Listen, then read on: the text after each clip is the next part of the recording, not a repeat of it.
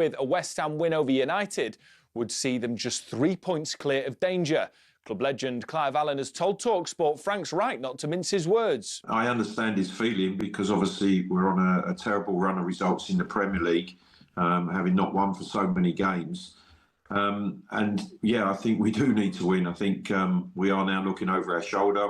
You can hear build-up to Spurs versus Newcastle over on talkSPORT 2 from 7, while West Ham Manchester United is our live and exclusive commentary here on talkSPORT. Bayern Munich sporting director Max Eberl has revealed the club remain in intensive talks with Harry Kane over his future. The leading goalscorer in Europe, his contract is up in the summer of 2027, with rumours rife of a switch to Saudi Arabia. And Maro Itoje will captain England up at Murrayfield at the weekend, replacing Alex Coles in the second row. Standing captain Jamie George drops to the bench, while Luke Cowan-Dickey taking the number 2 jersey. There's plenty more over on the website at talksport.com.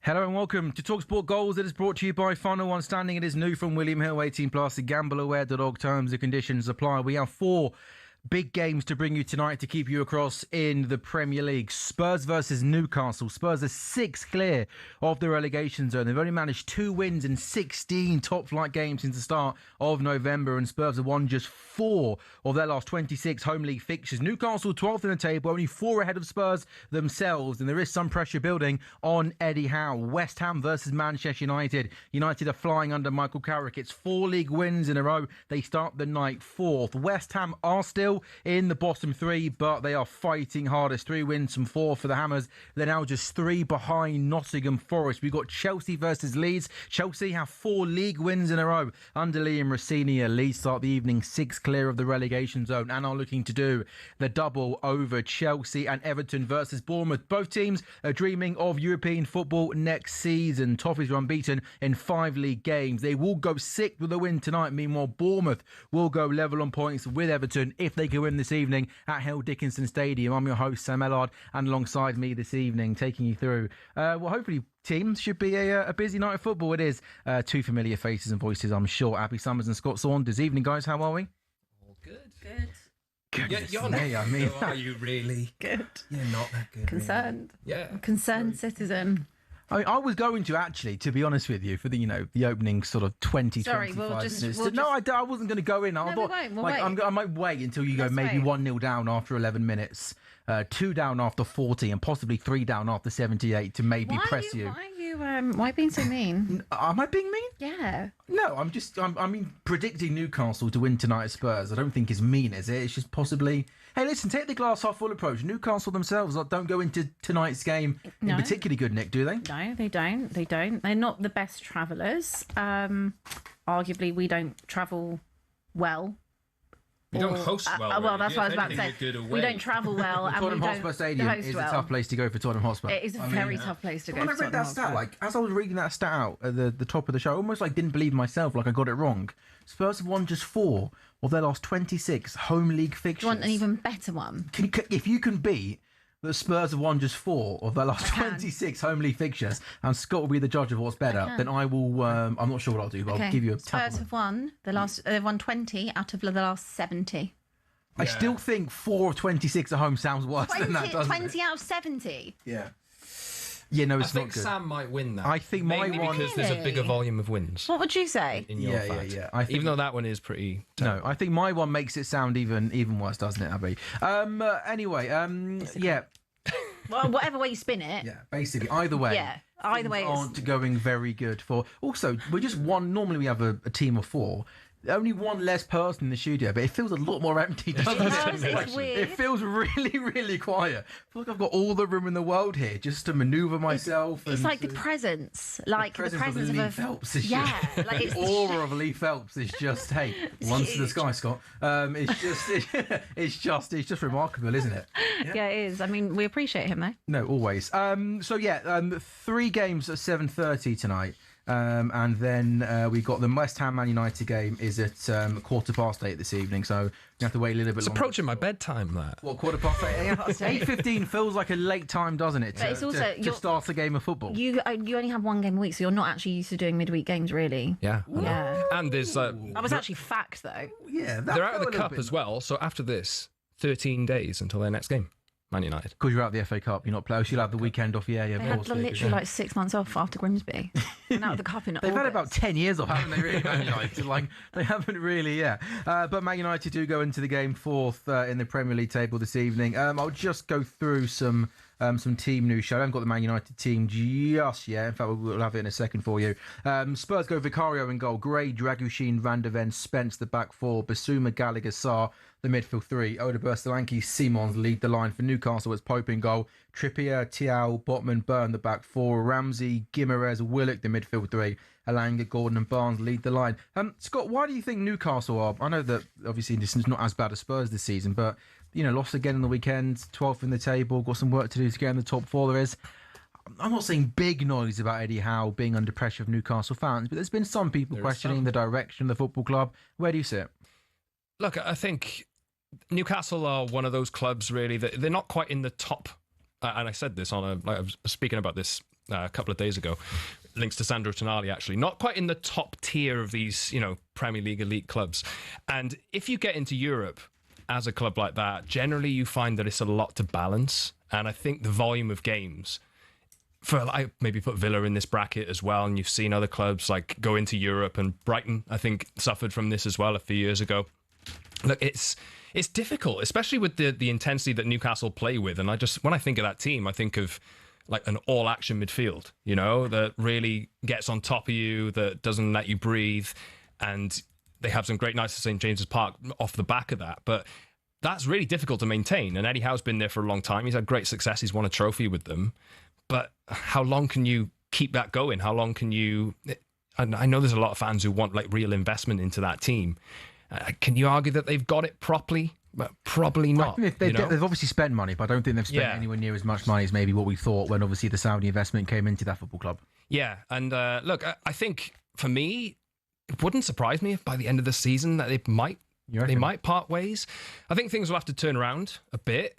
I'm seeing some noise around it already that maybe suggests. Look, if Thomas Tuchel leaves as well, I always thought Eddie Howe could be a potential person in line for the England job down the line, because he's done a good job. He's done a really good job at Newcastle. It could just be the case of it's running its course, but we felt that before, and then teams come and properly punch back, and there's a good opportunity for Newcastle tonight at Spurs because they're rotten at the moment. So for as bad as for as bad as Spurs are, and we'll talk about Spurs being in a relegation battle and all that. I mean, if Spurs do win this evening, Spurs go on to 32 points. That's just 1 point behind Newcastle. So that almost then kind of shows where Newcastle are. We're talking about Tottenham Hotspur in that bracket.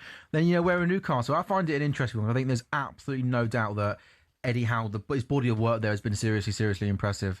I appreciate they're probably a little bit lower on the league table than maybe where we'd expect them to be. But I think in terms of getting to that next level, which I know is the aim of, I think it should be the aim of the new owners and stuff to get to that next level. I'm not entirely sure that he's been backed in a way which makes me think that Newcastle have got to score. I always thought before a ball was kicked this season, Newcastle would be around 6th, 7th, 8th. And to be fair, there are only 5 odd points around that. Yeah. I don't think Eddie Howe has been backed enough. I know it's not as easy to do with PSR and stuff, that 3-4 years down the line they're in a position to be challenging for league. He hasn't got that score. No, they're not there. And I think also that because of what happened with City when they got their new ownership, we expected it to be quite a similar thing with Newcastle. But times have changed. There are far more repercussions and rules in place than there ever was. I think that the season that they got into Europe, I think that came a bit too soon for them. I think obviously it was great for them, but I don't think they were anywhere near kind of ready to be doing that and have a squad that actually could properly compete in a competition like that. And I think that when you've got clubs like this, similarly with like Aston Villa and teams that are knocking on the door constantly trying to, you have still got PSR things, which even though they have spent money, it takes more than like a couple windows to build a squad that's able to fight and achieve what they want to achieve.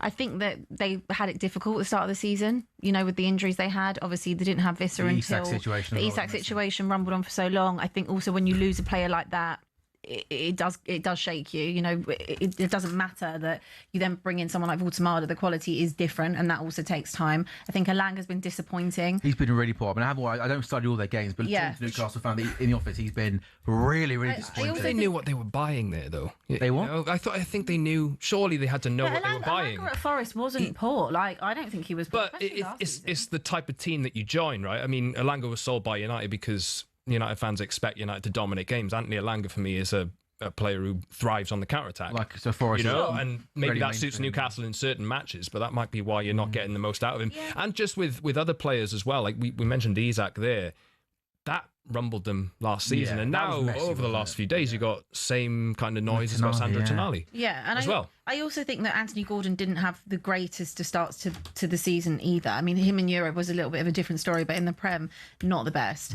And I do think, that Visser coming in, I mean, look how long that took. I think it's been quite disjointed at times. Yeah. And I think Eddie Howe's done a very, very, very good job at Newcastle. And every team has injuries, but like Joe Linton's missed a lot of the season. Yeah. And you mentioned that midfield three all complement each other really well. They've got different attributes, and I think him being that kind of big, strong, physical one in midfield is important for the balance of that team. Abby, how about this? This is from my good friends William Hill, Nolly Phelps, no problem. Xavi Simons to assist the goal tonight is 5-1 with William Hill's epic boost. That's boosted from 7-2. Stake limit supply 18+. Gambleaware.org. You like a little bit of Xavi Simons? It feels like Spurs are going to win. Xavi Simons needs to be really good tonight. Is that fair? Yeah, that's fair. I mean, just looking at that team, that's pretty much what you see is what you get. I mean, the bench outside of obviously Sousa, the new signing that came in the other day at left back, Pelini is on the bench, Tel, Colin Mwani, and then it's just kids as usual because everyone's injured. Obviously, Destiny Udogi's out as well now. Yeah, for number of weeks, right? No Romero, obviously. No Romero. 4 matches as well. I didn't even realise at the time that happened. I didn't know. Because it's the first Premier League player to get sent off. You should have done, by the way, mate. You're here to I should have, to provide insight for us, but definitely. Don't gloat about the fact, like,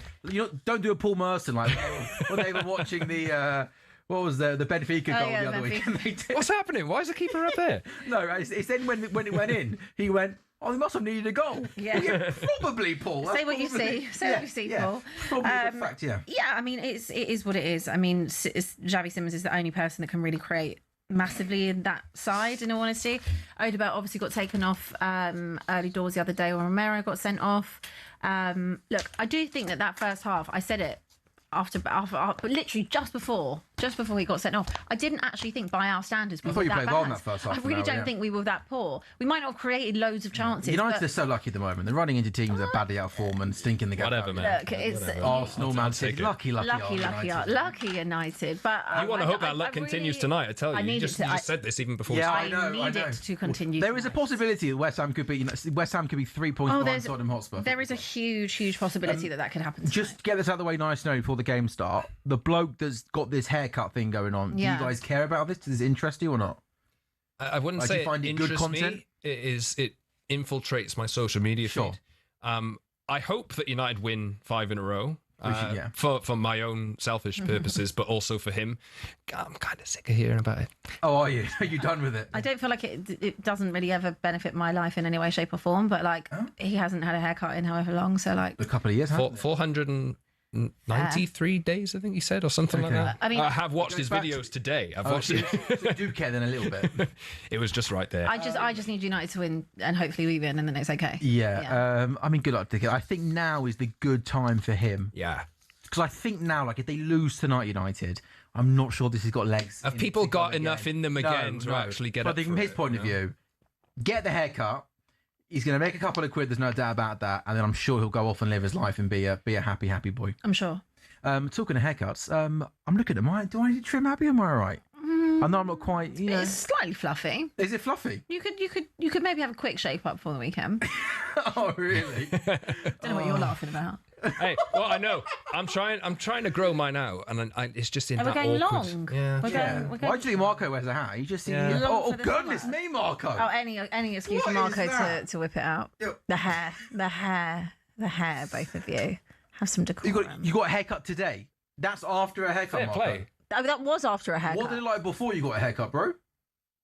Yeah, I mean, wow. It's kind of in though at the moment. Well, that's what I'm kind of going for. Yeah. Are you growing out your mullet, Jay? I'm trying to look like producer Jamie. Are you? No? Keeping the mullet? Yeah, still mullety. Okay. Even his, I thought, looking a little bit. Yeah, fluffy, A yeah. bit. Yeah. Anyway, this is all good content. We are talking about haircuts because of the Manchester United guy, not just because, we have nothing else to talk about. Shall I get my hair cut if United win tonight as well? No, No. Scott. No. No. Just slag my hair off. She's a fine one. To be fair, my hair needs a wash, guys. I didn't mean to be rude, but I gave you a does. hug earlier. I thought, any danger? I know, it needs a serious one. This is talkSPORT Goals. It's brought to you by Lee Phelps is sat at home watching. Goodness, I'll take one Tuesday night off and they're like this. When we come back, we continue to build up to 4 big games tonight in the Premier League.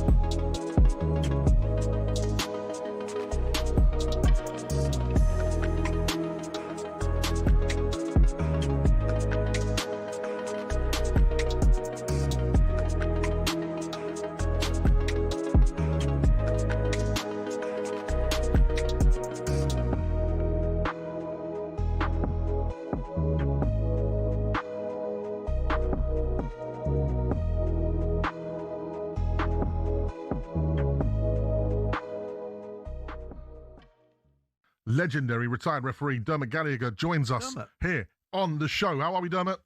Hi, Majestic. Hi, Al. Hi, Dermot. Listen, let's just get your thoughts off that straight off the bat. We don't want to ask you no questions. You're the ref. Tell us what you saw.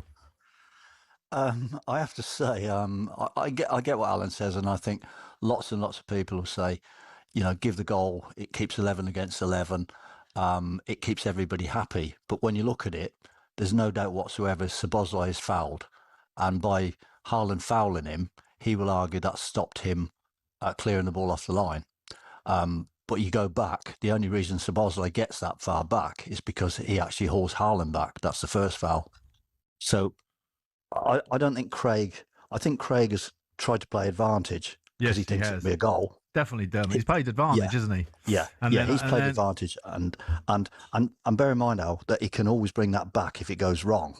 So but if you go to the second part, right, where Haaland fouls him, right, but the ball's gone in the net. So why didn't he play advantage there as well?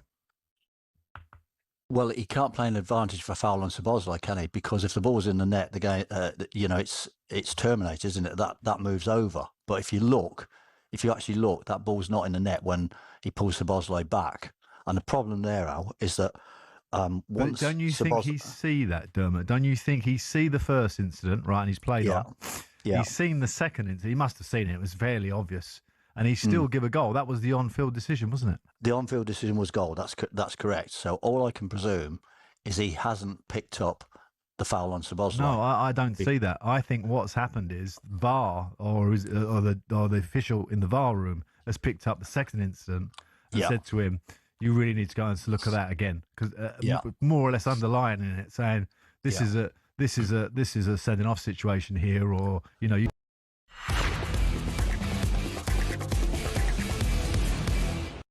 Hi there. Welcome back to talkSPORT Goals. So posh. Sorry. Hi there. Hi there.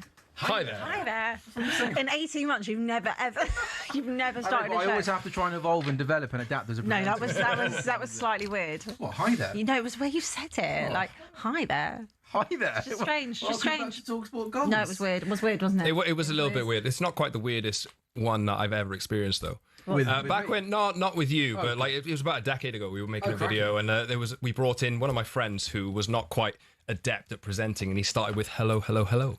Ooh, hello. Well, I like this. But a little bit more posh than Well, then, that do you know as what, Scott? Why don't you look into that camera? Why don't you bring us into this break in this section, mate? This could be a big moment. Hello, hello, hello. That's what it was like. Welcome back to talkSPORT Goals. It is talkSPORT Goals, and it is brought to you by Final One Standing. It's new from William Hill, a new-ish from William Hill, start of the season. 18 plus at gambleaware.org. Terms supply. We love Final One Standing. We do love I think it's been an unbelievable thing. Should we do our bet builders William now? Hill.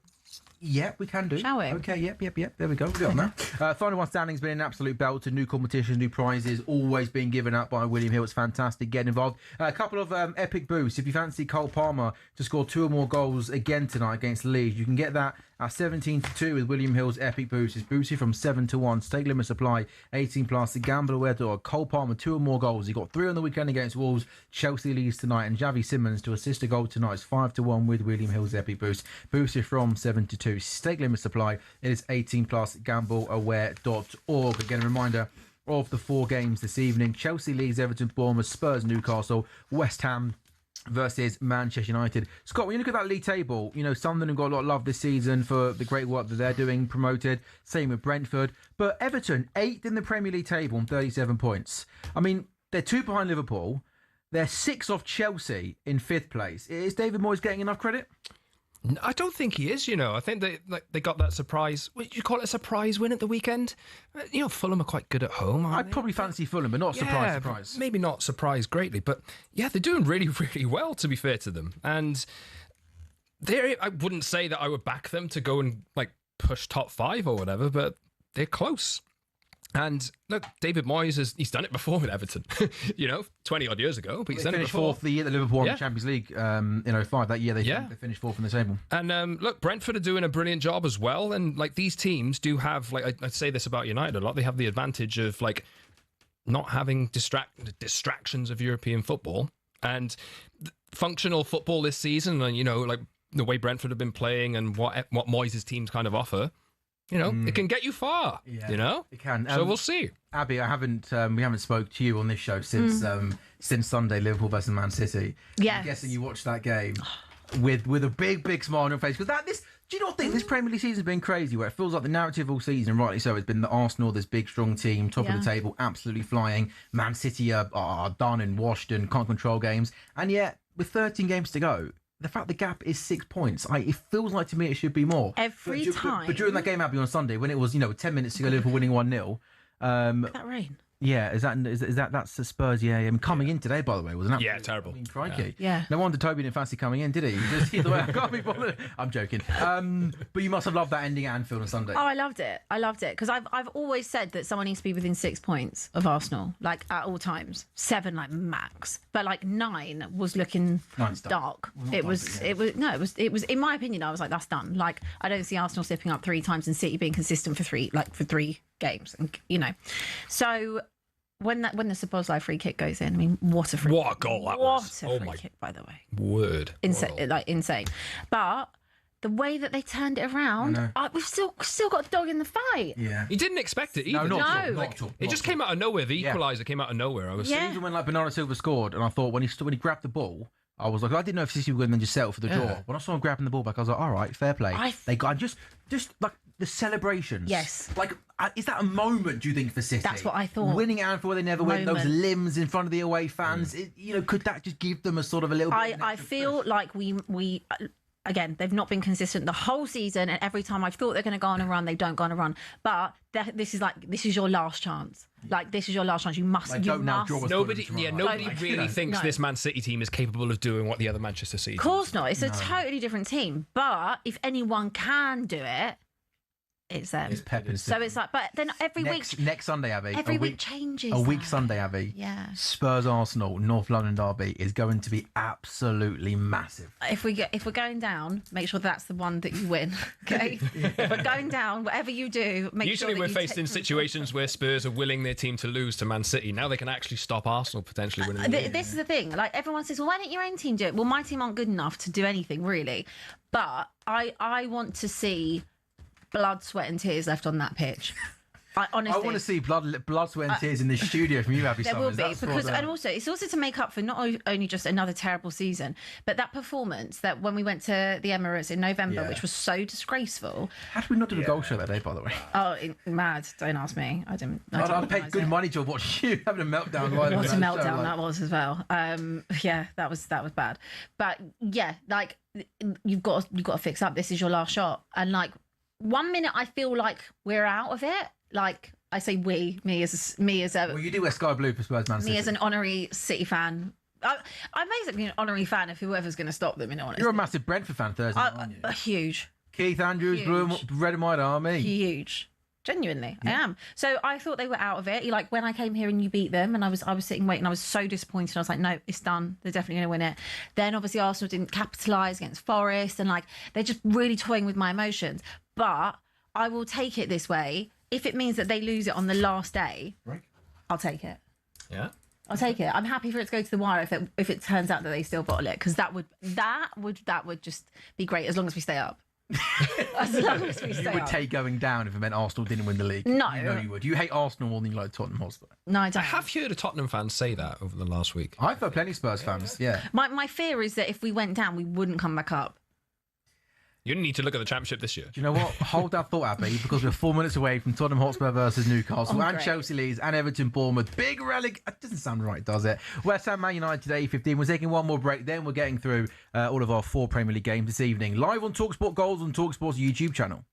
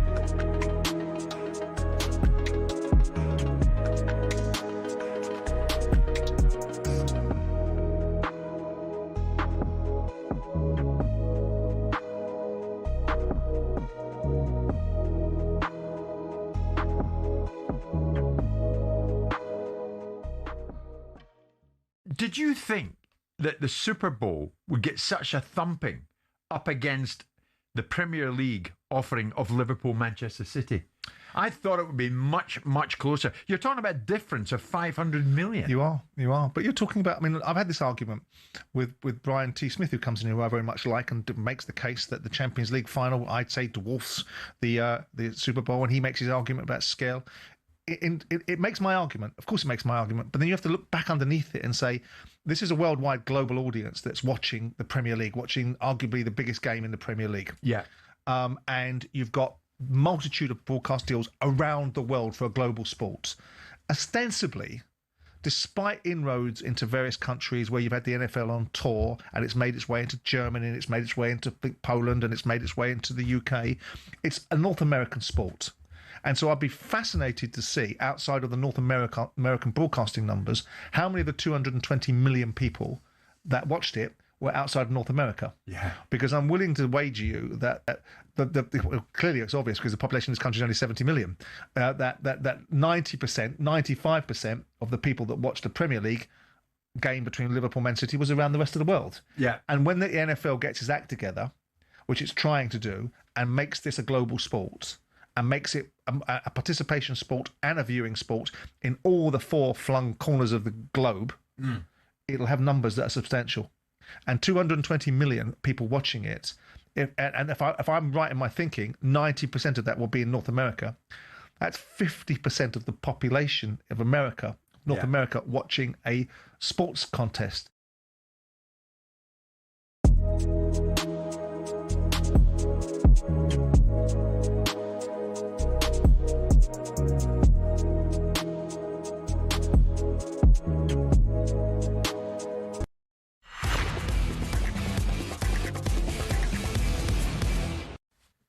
Hello and welcome back to talkSPORT Goals. talkSPORT Goals is brought to you by Final One Standing, new from William Hill, 18 plus, gambleaware.org. We have got 4 games tonight in the Premier League, including Chelsea versus Leeds. If you fancy Cole Palmer to score 2 or more goals again tonight, you can get that at 17-2 with William Hill's epic boost, boosted from 7-1. And also Spurs Newcastle, Javi Simmons to assist a goal tonight. It's 5-1 with William Hill's epic boost. It's boosted from 7-2. Stake limits apply, 18 plus. gambleaware.org. It is a big night of Premier League football. I'm Sam Ellard, Abby Summers, Scott Saunders with me this evening. 4 huge games, 3 at 7:30, including Spurs Newcastle. Spurs just 6 clear of the relegation zone. They've only managed 2 wins in 16 top-flight games since the start of November, and Spurs have won just 4 of their last 26 home league fixtures. Newcastle 12th, only 4 ahead of Spurs. Some pressure on Eddie Howe. We've also got this evening Chelsea Leeds. Chelsea have 4 league wins in a row under Liam Rossini. Leeds start the evening 6 clear of the relegation zone, looking to complete the double over Chelsea. Everton versus Bournemouth,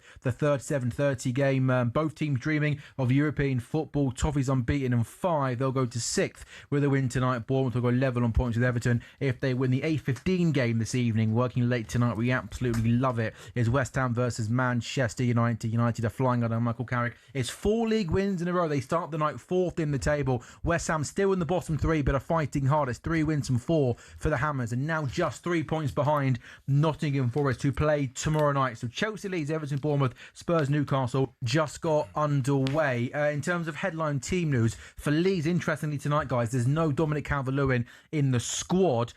Cole Palmer once again does start for Chelsea. Esteval comes back into the team there. For Spurs, we know there's no Christian Romero here, of course, is suspended. Radu Dragushin comes into the team. Basuma into midfield instead of João Palhinha. Newcastle again this evening, interesting. They've got both Voltemada and Vista, don't they? Both don't start this evening. Again, Anthony Gordon looks like he'll play as the number 9. Elanga Barnes out wide. No Tonali in the starting lineup this evening. Ramsey, Bruno Guimaraes and Willock are the midfield 3. Ryan, the new signing for Bournemouth in January, scored at the weekend. He starts again this evening for Bournemouth. Tyreek George also starts for Everton tonight on loan from Chelsea in the summer. Come on then, Abby Summers. Spurs Newcastle. How are you feeling? I feel despondent, which is just kind of how I felt the other day. I was actually in a really bad mood when I left here on Saturday. You didn't speak for the last 45 minutes. I know, of the I'm show, sorry. So, I was just in a really, really terrible place mentally. Like, I just can't deal with Spurs again and Arsenal winning. It's just long. It's just a very long day for me. I just felt fed up. But then, like we said, City did make me feel a bit better on Sunday. I was just reading. They, when they go at the stadium, they read out the team, and obviously Fourcourt does that. Yes, and and Thomas Frank. Apparently, that was met with very loud boos for Thomas Frank. And are you in favour of the match going fans booing the manager moments for a big game of football? Yeah, it doesn't really bother me. In all honesty, he's not the one coming out and playing the game, is he? No, but it just creates a negative atmosphere, doesn't it, around the stadium? Well. Oh, goodness me, there's a big chance for Newcastle 2 minutes into the game. Anthony Elanga whips in a corner with his right foot, out-swinging corner. It goes through a couple of bodies, and I think it comes off of Radu Dragushin. I don't think he knows too much about it. A couple of players went for the header, missed everyone, bounced off Dragusin, and he goes out for another Newcastle United corner. 2 minutes gone. Tottenham 0, Newcastle 0. Newcastle with another corner now. Going to be an in-swinging corner, this time from Bruno Guimaraes. Everybody makes a run towards the goalkeeper, this time Dragushin with a big, strong header. And Tottenham will clear, although it comes back out now to Anthony Elanga. Ball into the box! And I think that's Dominic Solanke, who does really, really well to try and stop the cross. He gets something on it to take some of the pace off the ball. It does then end up going to Sven Botman, and he from close range shoots over. Scott, good there from Solanke, because it would have been a tap-in for Thiaw, but should Sven Botman do better? Yeah, really good defending from him, to be fair. He's kind of overhead kicked it, hasn't he? Just sliced it a little bit into...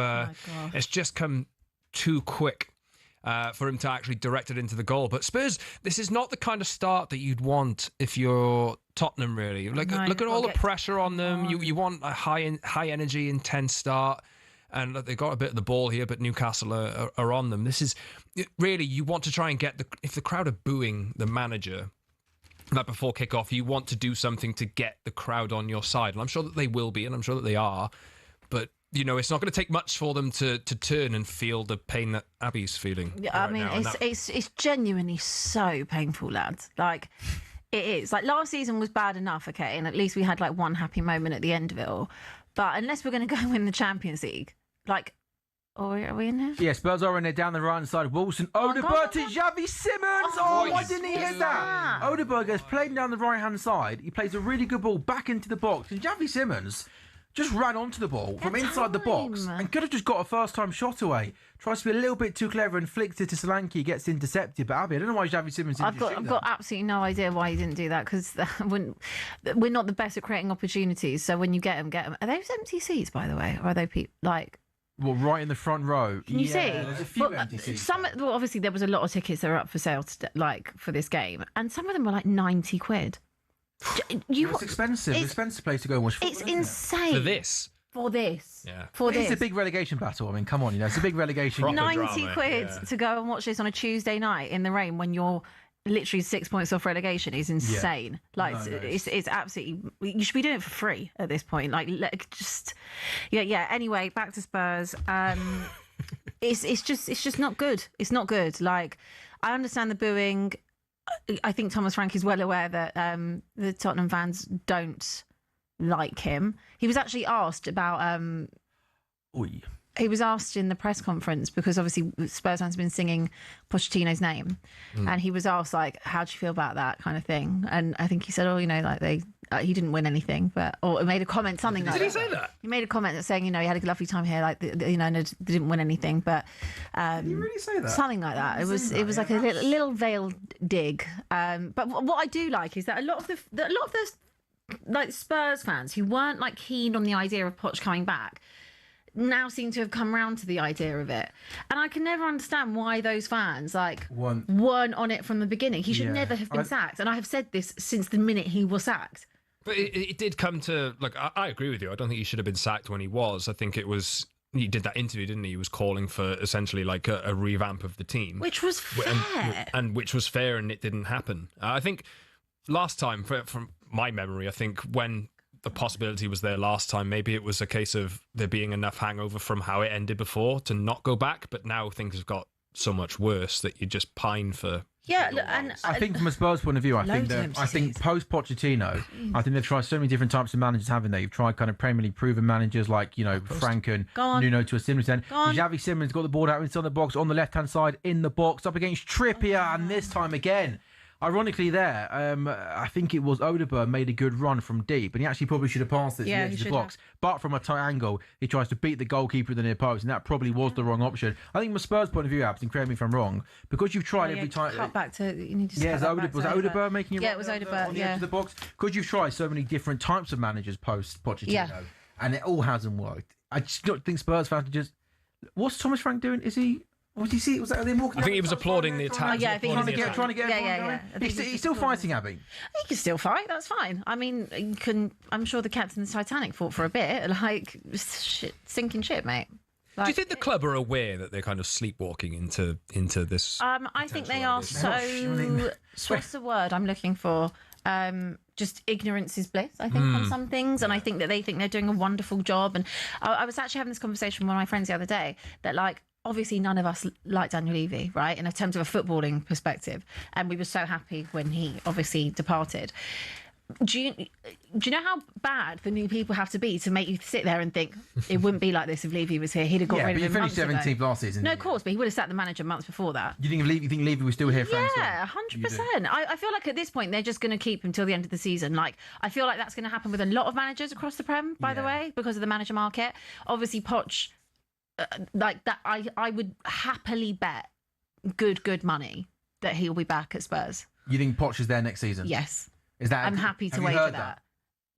Can neither confirm or deny. Well, no, but can you, for the purpose, that's a chance there for. Sorry, big. I think it's. I don't want to be. Sometimes, like, I should look at you when I talk to you because I know. Same. There, I'm not going to look at you. Okay, I'm don't not look being at me. rude. It's a big chance for Newcastle. The ball gets worked out to the right hand side. It's quite a nice, intricate football, and it's Joe Willock outside the box, and he drills a shot.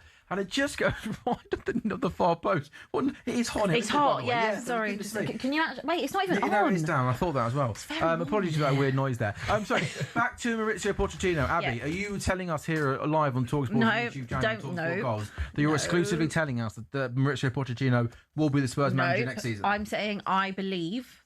Yeah. I believe he will. You're predicting it? I'm predicting he'll be you obviously have some inside knowledge on this, don't you? Well, if I had it, I'm not going to share it live on air, am I? Well, no, why not? No, but you can give us some insight. That's the point of you being here. You're supposed to give us some insight, Abby. I'm not giving you. You're supposed to tell us. You're supposed to tell us stuff that I'm not aware of. That's what people tune in for. Sure. Well, I believe he'll be back next season. Leave it at that. Okay. Well, there we go. That's a big exclusive, that, Scott. Put that up on your YouTube channel. That's what I believe. He'll be back next season. He will be back next season. Right. Yep. So you're having a guess, basically, aren't you? Sure. In hope, though. No, right. I can guess that as well if you like. Sure. You know.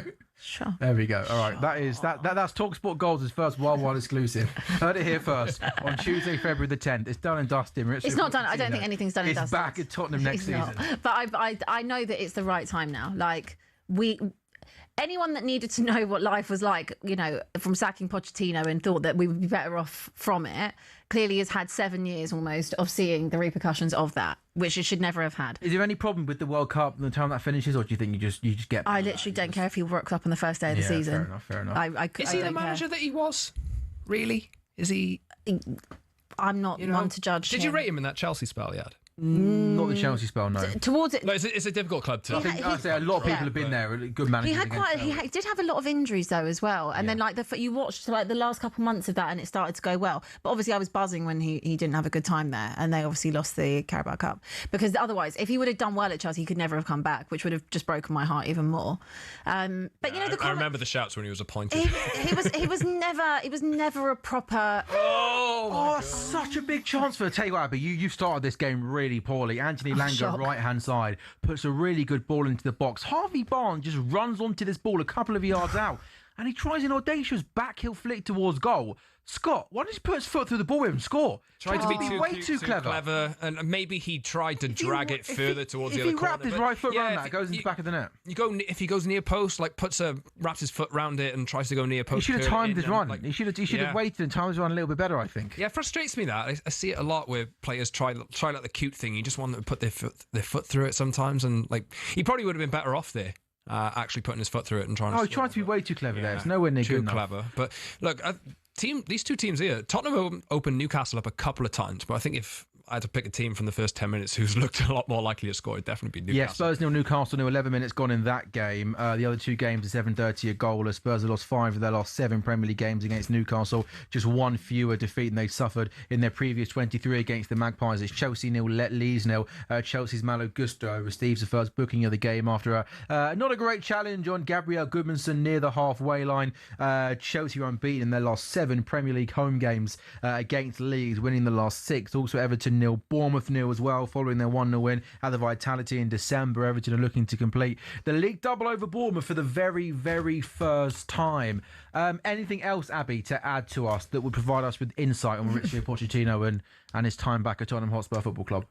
Not yet. No. Not yet. Oh, you know nothing, basically. I know lots of things. I just don't like to share things. Okay, I understand. It's not my news to share. But do you understand that the point of like a show like this is that possibly people are watching this at home and want to know information? And well, if I wanted to know more information, I wouldn't share it. How else am I meant to know things? You know nothing. Okay. No, but you know. Okay. Look, if I knew something, I'd share it. I'm not here to do that. I'm not gossip. Has Poch ever managed the Championship before? I don't know. We'll see. We'll see if he's still up for it. Yeah. I think that they're ready for that. I don't think that they're going to continue, obviously, with international football anyway. Who? Poch? Yeah, like I think that served a purpose. Follows me on Twitter, actually. That served a purpose, and obviously, you know, when you've been out of club football for a while. I mean, PSG was PSG, Chelsea was Chelsea, and it's time. Like.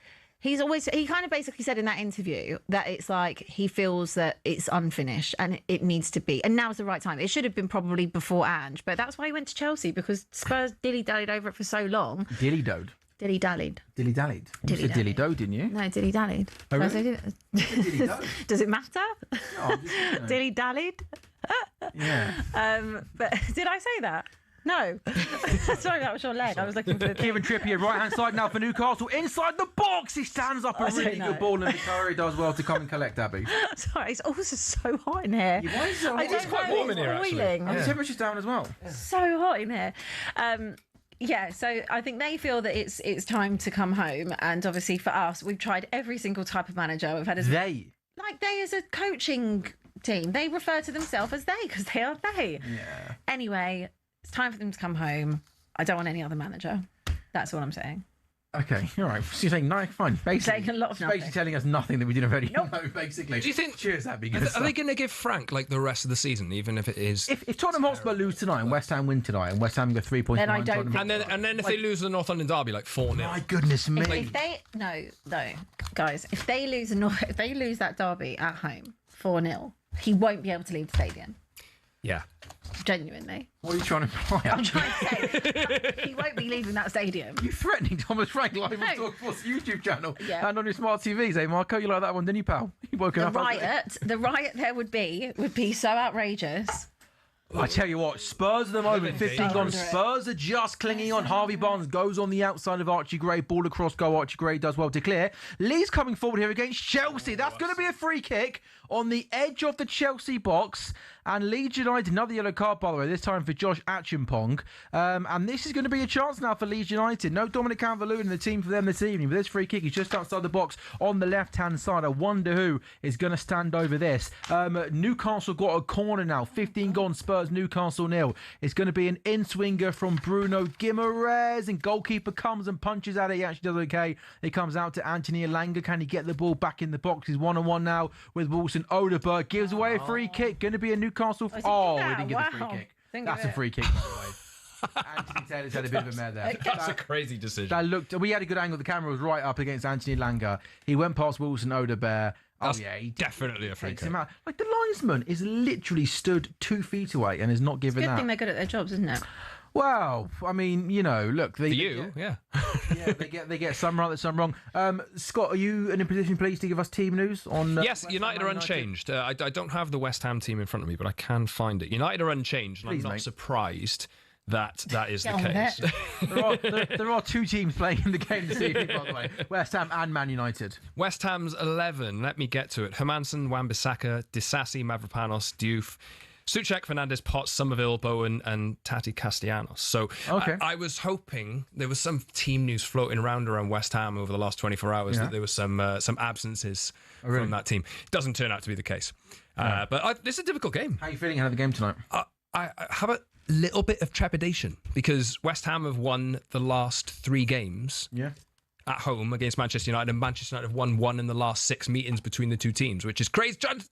Oh, it's another big chance for Newcastle. Long ball comes into the box. I think Dan Burns up there, is he? He wins the header.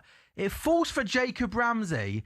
And again, he's about 8 yards out. He drags the shot onto the ground. And Mickey van der Ven, I think, just about does enough to divert the ball away. And it's another Newcastle corner, Abby. Yeah, you are all over the place here. Under it. 5 corners already in 16 minutes. Under it is such an understatement, in all honesty. It's nothing that we haven't seen from Spurs. Like, they're just... I don't like... I dread to think what happens. It's another... How many corners in Newcastle? I'd love to know. That's the 6th corner. That was the 6th. So this is now the 6th. This is now the 6 corners in 17 minutes. It does, beg the question. What do you do in training? Like, what do you do every single week? Because I can't even tell you... One thing I've seen improved, other than, I say set pieces, bar maybe that, since Thomas Frank's come in, I haven't seen anything. Yeah. So what do you do? It's mad parallels between, we're having the same conversations about United 4 weeks ago. And you can see the justification in the manager change that United have made. Potentially Angie Lang now got the ball for Newcastle. It's coming. Big Dan Bird making the overlap. That's going to be another Newcastle corner, is it?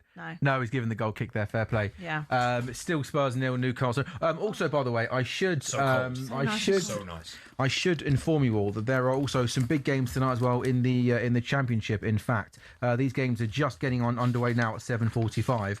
We got Leicester versus Hampton. The Foxes have lost 4 of their past 5 Championship matches, and a 6-point deduction means they're only clear of the relegation zone on goal difference. Whilst the Hampton are going all right, they've won 3 of the last 4, drawing the other one, and now just 4 points shy of the playoffs. Leicester versus Hampton about to get underway. We've also got this evening Oxford versus Norwich. Oxford are 23rd and 4th from safety following a run of just 1 win in their past 8, although they did pick up a decent point, a very good point in fact, at Coventry on the weekend. The Canaries have won 8 of their 15 games since Philippe Clement was appointed, including 4 of the last 5. They climbed from second bottom and 5 adrift of safety up to 17th in the table, 4 clear of the drop zone. Philippe Clement in Norwich is doing an unbelievable job, and Norwich have just taken the lead in fact at Oxford after 1 minute. Oxford 0, Norwich 1. Mohamed Toure scoring that early goal. Also Birmingham West Brom. Birmingham going to the top 6 for the win tonight, while the Baggies, sure, it's a really good ball across the face of goal. What is the keeper? Does he catch that goal? This goalkeeper drives me insane. Ball comes across the face of goal. I think Dragushin does well to clear it. It goes high in the air. The goalkeeper decides to punch it, not catch it. Another ball into the box. Alanga. Oh my God. Willock, it's Alanga. This, do you know what, Abby? We can't hear the sound. My guess is this is going to be booed because, my goodness me, this has been total Newcastle domination by 1 Tottenham chance. Alanga once again has the ball, right-hand side. Kieran Trippier back to Alanga, cross into the box. Another good header from Mickey van der Ven. This is like attack versus defence. This is like the City game. This is literally like the City game. But actually, I would argue that Newcastle were peppering us more than they did more than City did in that first kind of like 20 minutes or so. They're just on it. Spurs can't get out. Spurs can't do, and even when they have got out, they haven't got enough quality to be able to do something. Which is, it's like they don't really know. Oh my gosh. Willock in the box. It comes out to Bruno Guimaraes. Spurs have got 11 men pretty much virtually in their box. This is men against boys. Newcastle are absolutely dominating. There's a bad ball there. Can we find out what the atmosphere's like, please, inside the stadium, Abby?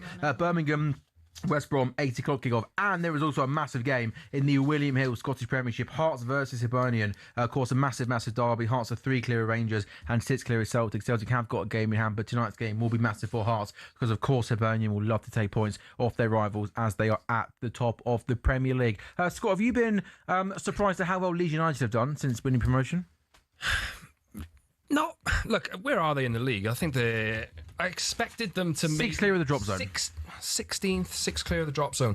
Look, just a few weeks ago, I think, like right before Christmas, we were all kind of expecting that, like, Daniel Farke wouldn't really be able to pull them out of it, and there was talk about his job. But look, especially at home, they're a really difficult team to play against. I mean, there's a lot of history in this Chelsea Leeds game as well, and like obviously the reverse game as well. I think Leeds won that, didn't they? So, look, they've had a good year so far. I think they're by far, like, look, the points justify it too. 29 points already. There's 2 clearly the worst teams in the league. That's Burnley and Wolves. I think they're right in that mix. To be honest, I don't fancy them to go down at the moment. I think they're better than at least 2 of those teams who are in there. And I think maybe they're better than Spurs at the moment, even on the same points. Not hard. But it's not difficult. Look, Leeds It's so important that they stay up. But like being a Welshman, they have a Welsh contingent as well. I do will them on, even though I'm a United fan. You know, that's brave, mate. Yeah, it is brave. I will the Welsh players from this Leeds team on, not Leeds. I'm just making that very, very clear. Yeah, before you can't do anything both, gets misconstrued there. But look, no, they're a good team. They're a good team. And I think if you're looking at the Premier League teams that should be in the Premier League, they're one of those. It's a bit cliche, but I think the Premier League is a better league when it is. United have been in. Edinburgh, good atmosphere, rich history, lots of rivalries. Yeah, I like it as well. They are drawing away at Chelsea this evening. 21 gone in that game. Ball comes into Dominic Solanke. Tiao sort of shoulder bars him off the ball, and Newcastle win back possession. talkSPORT Goals is waiting for its first goal this evening in the Premier League. It's Everton 0, Bournemouth 0, Tottenham 0, Newcastle 0, Everton 0, Leeds 0. Reminder, there's 1 goal already in the Championship this evening. Norwich leading Oxford by a goal to 0. Abby, you've got to try and stem the flow of Newcastle's attack here and try and gain some sort of control on the ball. Newcastle come forward once again. I'm not sure who that was there, by the way. But if you look, when that ball got played into the box, Basuma, I thought, had a hold of the Newcastle player's shirt running. Look, I'll tell you what, have a look. Oh, what they're looking at here? Are they looking at the Tiora and Solanke? No, I think he just sort of That's not. It's a shoulder barge, isn't it? But I don't think that's enough for a penalty. And I think Big Dom Solanke there has got to do better. Again, not a massive fan of short sleeves and gloves. I think it's one or the other. By the way, a free kick for Chelsea, 25 yards out, outside the box, left-hand side. Enzo Fernandez and Cole Palmer stood over it. I think the angle was better suited for the right footer to wrap their foot around the ball. But I reckon Cole Palmer, given the form that he's in, might be saying, I want that. There's a really poor corner into the box for Newcastle. Volleyed back in that was Joe Willock, the former Arsenal man, but it rolls into the hands of the goalkeeper Vicario, and it remains Spurs 0, Newcastle 0. Abby, there's going to be lots of pans to the fans. I did a check-in. Go on, where are we at? Check-in. I said, what's the atmosphere? Yeah. This is good reporting from you. This is better from you. Very nervous atmosphere. Yeah. Very nervous. I can feel it in the studio from you. Very low attendance for us as well. Very low chance for us, and we have our first goal of the evening, and it goes to Chelsea, and it's João Pedro, who's just started to find some form over the last couple of weeks, and Chelsea Football Club, who as things stand with United not kicking off yet, will go into the top 4, and Chelsea are looking for 4 league wins in a row under Liam Rosenior. Absolutely remarkable form. It's João Pedro, the goal scorer. Chelsea 1, Leeds 0. He gets played through on goal. He goes 1-on-1 with the goalkeeper, and it's a really, really nice, lovely dinked finish as the goalkeeper comes out. Let's have a look here at the replay. Yeah, Andre Santos has the ball in midfield. He goes into Enzo Fernandez, who goes back to the defender, works it back into Andre Santos. Is that Cole Palmer there who finds space in between the lines, and he plays a lovely, lovely through ball to João Pedro. And that there from Cole Palmer, that is Palmer at his best, where he just finds space in between midfield and defence. And you know when he gets the ball in those areas, he's going to have a good first touch and play a good ball through. Like Palmer, I think, in good form is when he operates in that kind of free role. That's him at his best. There has been the argument, really, of like, are they suited to playing together, João Pedro and Cole Palmer in those two positions? Because, you know, João Pedro's kind of more of a player that likes to drop deep a little bit. But what he's done there is make the run in behind and give Cole Palmer the space to actually pull that pass off and to like get Chelsea through on goal as well. So it's a nice mix of... Well, it's a nice move here, like all round, to be honest. And Cole Palmer's just like sprung back onto the scene over the last few weeks. But also it's quite simple, isn't it? Like Cole Palmer just drops into a space, gets the ball to feet. Next thing you know, João Pedro through, and it's a good finish. But that'll be his Cole Palmer at his best. I did a show on talkSPORT 2 yesterday with Rory Jennings. Yeah. And he said to me, Rory, that he thinks when every player in the Premier League, everyone's at their best. He said there's not a better player in the Premier League than Cole Palmer. I mean, it's a big statement. It's a very Rory statement. I don't necessarily. I think that, again, if we go off of Cole Palmer on that first season, that breakout season under Poch, he was unbelievable, absolutely unbelievable. But I think that injuries have obviously plagued him a little bit. Yeah. I think it's hard to say that he's the best at this point. I think there is still great potential for Cole Palmer. He's absolutely one of the best on his day, but it's hard to judge that when we haven't seen him be play consistently. Because I would say like Phil Foden at his best, Bukayo Saka at his best. Those are sort of players that can get to. Yeah, Bruno Fernandes. You can put Bruno in the chat. Bruno's stats back it up. Yeah. Fully back. Have you seen how many chances he's created this season? In quite it's like 30 ahead of the next highest chance creator in the league. Do you know what is amazing though? That when you get rid of a manager and you just start to look different. It's literally amazing. it does work. It's like the flick of a switch. It's like the turnaround. You do wonder why Spurs haven't done of Manchester United. You know, couldn't win back-to-back games. Look at them. Look at Chelsea. I mean, not that Maresca was doing a particularly bad job, but just the way in which you pick up results. Like, it just begs the question to me. But even like my club, Liverpool, I was having a conversation today, and at least your manager won the league last year. Sure, but this season has been poor, and even we were talking earlier about, you know, let's say we get, you know, a few more weeks into the season and it's still looking like, you know, we're not improving and top 4 football might not be a possibility. Do Liverpool have to seriously think of trying to do this?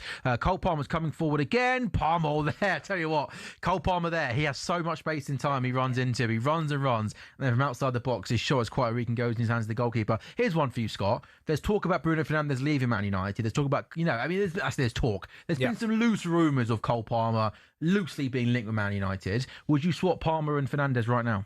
Absolutely not. No, you wouldn't. No. I mean, I would consider Cole Palmer as a successor to Bruno Fernandes when he leaves. I think he would be a worthy successor as well. He cost a hell of a lot of money, though. Yeah. And I don't know if that would be the right way to go for a club like United. But For me, like if I'm having to choose between the two now, I'm picking Bruno Fernandes every day of the week. Absolutely, every day of the week. Abby, do you think Bruno Fernandes can sometimes does get a little bit disrespected, I think? Yeah, massively. We had a debate on this a few weeks ago, about whether or not he's world class and why he's not considered world class by some people. I think that because he's the type of player that does like to roll about a little bit and has that stigma around him, that's what makes him not likable. That's not a reason to not have someone as world class. He's consistently performed, being in one of the worst periods that Manchester United will ever go through, and has still always put up the numbers. Where would Manchester United? I think that's another really good point, Abby. I think you're absolutely spot on there. I think he's had to play in some bad Man United teams, and always in those bad Man United teams, he's the one that tries to make something happen. That often is the one trying to get United over the line. It's another Newcastle corner. Comes out to the box and it just goes wide. Goodness me. No. It's Jacob Ramsey once again. Corner comes in, evades everyone. Ramsey chests it down inside the box, drills a shot towards goal. Then I might just take a nick off Yves Bissouma. It does. It goes out for another corner kick. And Newcastle. Can we have a corner kick update, please, Scott, from Newcastle? Is it 8, 7? I've lost count now. It might be near the ball into the box. Keeper comes.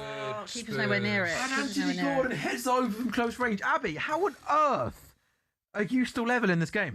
I really don't know. I really don't know. But I mean, I was just reading here about the atmosphere, and I think what the fans are trying to do is get behind the players, and try and give them. Sorry, Abby. Oh, that is not the best there of Barry at Everton. There's a free kick from distance. Look at David Moyes. David Moyes is in disbelief. There's a free kick from a long way out that isn't particularly well hit, and the ball with the goalkeeper makes an absolute meal of it. And he literally, look at that goalkeeping. He literally pushes it back out to Barry, who is 2 or 3 yards out. And somehow from 2 or 3 yards out, shoots wide. I mean, that is one of the worst attempts I've seen on goal in a long time.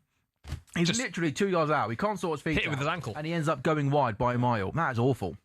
I didn't even see that. I was busy watching what happened to Odegaard. I'll come to you and Scott that one then. That from Barry is, from your big money centre forward signing, that should be a simple goal, shouldn't it? Yeah, this is a big game for Everton, and Bournemouth, I don't really. Oh, there's another chance here. Has he not scored? An unbelievable ball gets whipped across the face of goal. Iliman Ndiaye at the back post gets on the end of it, and I think his shot comes off the post. But Everton here are really pushing for this opening goal now, and that there was a big chance. If Everton win tonight, Scott, they got up to 6th in the table, mate. Is that above Liverpool? Yeah. They go on to 40. They go 6th for the win. Yeah, they go on to 40 points. Blimey, Liverpool got a tough game tomorrow night as well. Well, at the moment, every game for Liverpool is a tough game. Unbeaten at home this season, Sunderland, right? The only team unbeaten at home this season, I think. Potentially. Yeah, I think so. It was Arsenal till United turned up there, I think. But yeah, look. Sorry, I would have laughed while drinking my water. I didn't mean to just ignore you. Are they in this European conversation?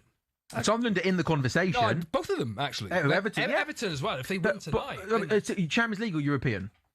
How far do you want to push it? Well, that's the thing. Maybe not Champions League. If it goes European, the fact that they can drop down to 8th or 9th means that at least a couple of these teams are going to get 8th or 9th. Because if 5th place goes Champions League, we then could have another 3 places down to 8th in European football. Of course they're in the conversation. Yeah. Of course they're in the conversation. I mean, Everton, Brentford, Sunderland. I had Sunderland to go down. I'll be honest with you, I was a bit late. I had Brentford going down. I had Brentford 17th, and Everton I sort of had maybe just above the drop zone. But all 3 teams have been absolutely fantastic. Abby, Wolves know the buzz down, has been down for a long time. Yeah, another injury just to add to the list. I think it's Matisse Tell that's going to come on in a sec. Honestly, when it rains, it pours, Sam. Well, it is actually pouring at Spurs, but it's just, yeah. Is. Yeah. All right, well, while they are down waiting for treatment, I'll run you through the latest scores then, shall I? We have got just one goal in the Premier League this evening. Chelsea leading Leeds by a 1-0. João Pedro with a lovely finish. Leeds are looking to become just the second private side to complete the Premier League double over Chelsea after Charlton did it in the 2000-2001 season. Still Everton 0, Bournemouth 0. Everton never had the best of the chances. Bournemouth have lost 6 of their 8 away league games against Everton. They did come from 2-0 down to win this exact fixture 3-2 last season. Also Spurs 0, Newcastle 0. It has been all Newcastle in that game so far. Newcastle versus Tottenham is the most played Premier League fixture never to finish 0-0. Fingers crossed we won't have a... No, you said it. You've No, I done cursed that. it. The way this game is going, it doesn't look like it's going to finish 0-0. No, I can't see it being a 0-0. And West Ham, Man United about to get underway, Scott. Your mighty Man United nearly about to get underway. West Ham have won each of their last 3 home league games against United. United have lost 4 of their last 6 Premier League games against West Ham, who were 3 adrift of safety, I should say. Hearts Hibernian in the William Hill Scottish Premiership just got underway. Hearts have only lost 1 of their last 8 home games against rivals Hibernian in the Scottish Premiership. Hearts are 3 clear of Rangers and 6 clear of Celtic. The Celtic do have a game in hand. Leicester City, wow, relief for Leicester City. They've lost 4 of their past 5 Championship games. A 6-point deduction means they're only clear of the relegation zone on goal difference, but they're 2-0 up now at home to Southampton. Divine Mukasa and Patson Daka with the goals for Leicester. Southampton themselves are only 4 off the playoff places. They're going okay under the new manager. Norwich are 1 up at Oxford. Oxford are 23rd in the Championship table. What are you laughing at? They look so happy to be there. Chance Bournemouth. Oh, They just look really happy at the bench. They pan to some of the injured players. It's a big injury bench, isn't it? Something this evening again. Very big injury list. is that 13 injuries now? That's not ideal, is it? I'll tell you. I'll read them all out to you. Bear with me. Let me get the list. Let me circle back. This is bad. Paul, by the way, confirmation. We also know Odegaard is coming off, and he's going to be replaced by Matisse Tel. João Pedro there just had another big chance for Chelsea. He got played through on goal. His back to goal, chested it down, swiveled, turned and shot, and just dragged the shot wide. Are you a fan of João Pedro, Scott? I like him, to be fair. I was. Do you prefer him to Delap? I think it depends what you want. Look, I think. With Delap, he hasn't really gone right for him at Chelsea, though, is it, this season? I think it's a risk you could probably afford to take at 30-odd million quid, the release clause that, I think United... Quite a decent price for this. It's a decent price for him, and if it doesn't work out, you can probably get your money back on him. But, look, João Pedro came at twice the price, has this... a good record in the Premier League down the years, and like a Brighton. Never really been that bona fide, like outright, like goal scorer that you'd associate with, the top clubs. But I like him. I think he's had a good season at Chelsea. And I used to think that they needed a big name number 9 to go and get them goals, but I like the message. Xavi Simons comes forward, has a shot, takes a deflection, and Nick Pope will collect. Scott, sorry, back to you. Yeah, I like what Chelsea have done, really, and I like what Rosini got a bit of stick from when he was appointed. 5 league wins in a row. They've had a good run. I don't know if you've noticed, but I think from March, their fixture list right until the end of the season is tough. It's really difficult. So this game and the one coming up as well, I think they need to get the points on the board, because you're just looking at it and you're thinking those points are going to be a lot more difficult to come by, especially with Europe coming around and like cup competitions and that kind of thing as well. But no, I think Rosini, since he's come in, I wasn't sold, to be honest, but he's endearing. Isn't he? Yeah, I think he's a nice guy. I like him, and I think obviously people want to take the mick out of him, don't they? And when he was on the TV screen there, Abby was laughing towards herself, wasn't she? Trying to take the mick out of Liam Rosini. But what I think, I wasn't. No, I'm joking. I actually really like Liam Rosini. I think he's dealing with the kind of the people making fun out of him in quite an endearing way. Like he's laughing at it himself. Yeah, isn't it? I think it was really sweet. Like the interview after the game the other day in the Cole Palmer Stanley. I think burst out laughing. I think he's just like comedy gold to watch. I think I said this on Saturday show, but after he had that bad ball control against Arsenal, he said in the media before the game of the weekend, Esteval came up to him and said, "Boss, were you really a professional footballer?" Yeah. And the fact that he's able to laugh at himself is good fun. And also the thing is, as long as he's winning games of football, all this stuff is going to be funny. When you start losing games of football, then all of a sudden everything starts getting looked at with a real magnifying glass. But yeah, at the moment Chelsea are 1 up, and it could be 5 wins from 5. And they'd be in the top 4, obviously. United on the radar a bit. I think Chelsea and that run it seems like all the noise has been on United's turnaround. Yeah. But Rosini's doing a good job. He is. He's doing a really good job. What was the number, Abby, on Tottenham's injury list? Oh, sorry, I got distracted. I was talking for so long. Sorry, Abby. Sorry. The whole show doesn't just revolve around you. I know. Oh, chance. No. Half chance. It's about 13, isn't it? We'll leave it at that, shall we? Is it actually 13? I've got it for you. Davis, Romero, Udogie, Danso, Porro, Kulusevski, Maddison, Bergvall, Bentancur, Kudus, and Richarlison. So how many is that, Abby? Do you know the number? And then probably Odebert, Odebert 12. Okay. 12. Oh, a chance for Evan Nilsson. Good one-touch football from Bournemouth outside of the Everton box. Gets played into Evan Nilsson inside the box. First time shot takes the deflection. Jordan Pickford does well to get down low and make the save. It's still Spurs 0, Newcastle 0. Newcastle dominated the majority of the opening sort of 35 minutes. But I guess, Scott, the one thing that'll be disappointing for Eddie Howe is lots of pressure from set pieces. They didn't really create many kind of clear-cut obvious chances, did they? Yeah, I think the thing with me for, like, I think you made the comparison earlier to the City game and how, like, Newcastle were on top and that was the comparison. Like, I thought Spurs were quite easy to play through, and I thought the gaps maybe between the defence and the midfield in that game were just, they were very passive and they were easy to get by the midfield. I think in this game so far, if I'm going to compliment Spurs in any sense at all, they do seem like they're defending as a unit. I suppose they haven't really given, like, it's been a lot of pressure from Newcastle, but they haven't really given up a massive, massive chance so far. Maybe I'm... Well, they haven't made a massive mistake. Yes, yeah. That's probably... I think that the early pressure that Newcastle had as well, it seems to have balanced out a little bit. So, look... I think Tottenham have done a lot. They haven't really done anything. No, that's what you want to see, right? Yeah, but I mean, they have defended well, I guess. Yeah, they have. But that's not, that's the very bare minimum you want to see. Sure, and from what I was just reading about the atmosphere, it's kind of like they're trying very hard, I think, the crowd to get behind them every time they do something positive, as in every time you drive the ball forward, every time they, someone makes a challenge, a tackle. Otherwise, you've got no choice. You have to. They're not booing them. Can we light shows? Yeah, that's quite that one is quite impressive at the London Stadium. Is it is it a big game? I mean, I guess it's a big game for West Ham. It's a big game for West Ham. It is a big game for West Ham. Yeah, very Arsenal. That. Well, are you not a fan of? I don't like light shows. I like light shows when it's like European nights. I think that's what it's special for. Just your average Tuesday night fixture. Probably. Yeah, but it's not. Arsenal been doing it a bit, haven't they? Yeah, they do it, but they do things like that. And like for any game that goes by. Here comes the bubbles. I do like the fire as it comes up. Though when you're in the stadium, well, make your mind up, Scott. Do you like light show? You can't say you don't like light show, then you like it when fire comes up. I mean, come on, mate. Flashing lights. Fire. You're a bit grumpy, aren't you, Scott? Today, liven up, son. A little bit. I'm old, man. I'm a grumpy old man. I'm grumpy today. Well. You've been grumpy for about 18 months, haven't you? I mean, Can you imagine what it'd be like if I actually enjoyed watching my team? Trippier. Into the box. That's a really good defense. Mickey Van der Vent's had a really good game. Won a couple of really... Dragison's actually been all right as well. Yeah, he has. Oh, yeah. Penalty at Everton. Penalty for Everton. Garner wins the penalty. He takes the ball in the box.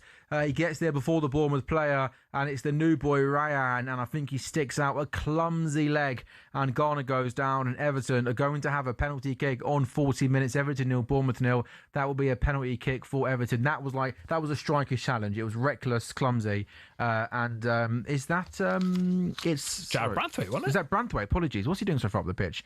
Oh, he actually wins the ball off Ryan. Apologies. Ryan is trying to dribble out. What are you laughing at? No, nothing. He's trying to dribble out with the box, and then Branthwaite just gets there first, and then when he gets there, his left leg goes on the knee. So I was looking for like contact around the ankle, but there was none of that. But it was Everton's penalty taker, Dewsbury Hall, do you reckon? James Garner. Yeah, Garner. He's been doing Man United, hasn't he, the last couple of weeks? We came through the United Academy. Yeah. I think he's just signed a new contract though. So I think that was 4 or 5 years. So, look, I think he's quietly been going out about his business and developing into one of those really important players for Everton and David Moyes. He's actually passed the ball over to Ndiaye. Oh, of course, that's what the kids do now these days. That top that Mike Dean's wearing on TV, I've got the exact same top. It's very you. Yeah, that is very you. Yeah. Do you like it? Yeah, I do like it. Yeah, I've gone for the old shacket kind of classic tonight. Yeah, because you weren't shacketing the other day. No, because I kept shacketing and I was getting stick for just shacketing all the time. So Everton have got a penalty, another long ball into the Spurs box where Spurs kind of deal with it. It comes back into the box, Burn gets his head on it and it just goes wide. It will be Iliman Ndiaye who has scored his last 5 penalties. And can he give Everton the lead then? Here in the game against Bournemouth, Petrovic in the Bournemouth goal will look to keep it out. Ndiaye versus Petrovic. 42 minutes gone at the Hill Dickinson Stadium. Ndiaye steps up and Ndiaye scores. Good penalty. Drills it low and hard. Goalkeeper goes to the right-hand side. He goes the right way. But when you hit it with power into the bottom corner, it goes into the bottom. It goes into the net. Everton have won just 8 points in the last 8 Premier League home matches, as many as they won in their first 4 this season. at Hill Dickinson Stadium. So Everton haven't been in such good form as of late at home, but they lead Bournemouth by a goal to nil. And again, Everton can end the night 6th in the Premier League table if they end up winning this game. So it's Chelsea 1, Leeds 0, Everton 1, Bournemouth 0, still Spurs 0, Newcastle 0, approaching half-time in those games, whilst the West Ham Man United game is about to get underway in the William Hill Scottish Premiership. 13 gone, it's still Hearts 0, Hibernian 0, Norwich now 2 up away at Oxford. What a job Philippe Clement is doing at Norwich. Birmingham 0, West Brom 0, Leicester 2 to Hampton 0. That will be much important 3 points for Leicester, who start the evening level on points with the team who are just inside of the bottom 3. So yeah, an important victory that will be against the Hampton team, who are in decent form. How about that for a stat, Avi? Touches in the opposition box, 8 for Spurs, 25 for Newcastle. That tells you exactly what you need to know, doesn't it? I mean, even just watching Spurs here, everything, I mean, bar that, every single pass before that particular one has been in front of Newcastle. There's no one that makes any runs off the ball. There's no movement whatsoever. And it's just very predictable. Will a so scrappy 1-0 do for you tonight? Like, Scott, I need points, mate. Like, yeah. I don't care how it comes, as long as it comes. Just might be offside. I think he might be offside. I think you're right. Newcastle are through here, and it does go into the back of the net. And the offside flag stays down. And it is Willock, the former Arsenal man at Tottenham, who gives Newcastle, I think both our reaction was, had he gone a little bit too early. Ball gets played through to Willock. He has to carry it a long way.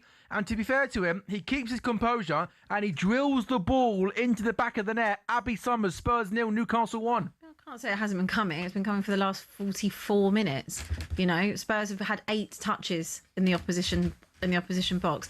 They've been peppered by Newcastle, and any time Spurs have had the ball or tried to do something, no one's making really any good runs. There's no movement. It's just a state. This. Oh, that's close. It looks like I think he looks on. It's too easy how Newcastle ping the ball around in the middle of the pitch. When Joe Willock gets played in here by Ramsey, really good through ball.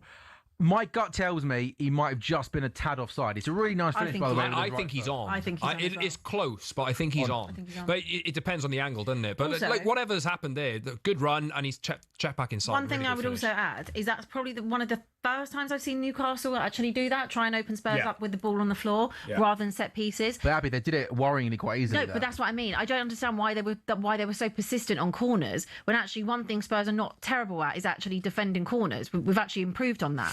They are checking the goal possible offside. You both think onside. I think he was just a tad offside. But opening up Spurs through the midfield is so incredibly easy, and I just don't understand why it's taken actually 43 minutes for Newcastle to try and do that. This is so tight. I think he's so close. Again, my mince pies are going, Abby, as you know. I worry that Joe Willock's maybe right shoulder might be just ahead of Mickey van der Ven then. Either way, it's so tight, isn't it? I think he's on, personally. Jay? He's going on as well. All right, fair enough. I think he's on. It's close, it's tight, isn't it? And now the boos begin. I'm sure. Yeah. Checking goal, possible offside. West Ham Man United, by the way, he's just got underway in the London Stadium. Again, if West Ham were to win that game and Spurs were to lose, it'd be 3 points. I thought the semi-automated offsides. I was just going to say, you'd think that it would be quicker. This has now been a couple of minutes. I know it's close. It's definitely close, but again, I thought that the point was this was supposed to not take time. Well, VAR was also supposed to be clear and obvious, wasn't it? But it's not always like that. The referee, you lucky girl. Oh. Referee gives offside. My goodness me, I cannot believe it. That is so close. Oh, wow. I need to see some lines. To me, it just looked like Van der Ven's shoulder. I was playing him on. From that angle, he looks so on. Yeah. I also think Van der Ven doesn't cover himself in glory, by the way, when he ends up getting into the box. I think it's way too easy for Willock to shift that ball into his right foot. They're very lucky. How lucky is that, Abby? They are incredibly lucky on that one. But no, and then they won't make it count. I think Newcastle deserve to go into half time ahead. But yeah, that is that must have been a hair. Yeah, I thought maybe his shoulder looked maybe just ahead of Mickey van der Ven. That's why I said offside. But yeah, that kind of stuff is pretty much. But they're right back on it. They are. Now they've realised they can actually play with the ball. Yeah, and that encouragement. They haven't done for 40 minutes. The point you made there about them playing through Newcastle, I said that earlier on about like how they weren't really doing what City were doing the other week and getting behind their midfield. They did then. And that'll give them some encouragement. It's right on the stroke of half time. I think there's 3 minutes left of added time in this half. Maybe a little bit more added on for that goal. that goal decision? I don't know, but Or there was the Odebert injury as well. oh, that is close. That is so close. He's off by his that angle a little bit of his head. Sorry, That is ridiculous. That there looks more doesn't onside. make That there image looks The only doesn't part say of that his he's offside, body, does he? the only part of his body that's offside is his hand, which you can't score with. which you can't score with. I think his head Why as has that well. been ruled No, I out? think Was it it was his his head. Tiny bit of his Tiny head. bit of his head. Tiny bit of his head. Yeah, I'm not saying I agree with him, mate, but yeah, that there, when they showed it with the line drawn, I mean, I'll and then take it, I thought but- that looked more onside than the original kind of sort of Yeah. further away photo that we saw. I mean, that is, yeah. That's just something, this Arsene Wenger new law that he wants to bring in where kind of, Yeah, daylight. what is it? There's got to be daylight has in there.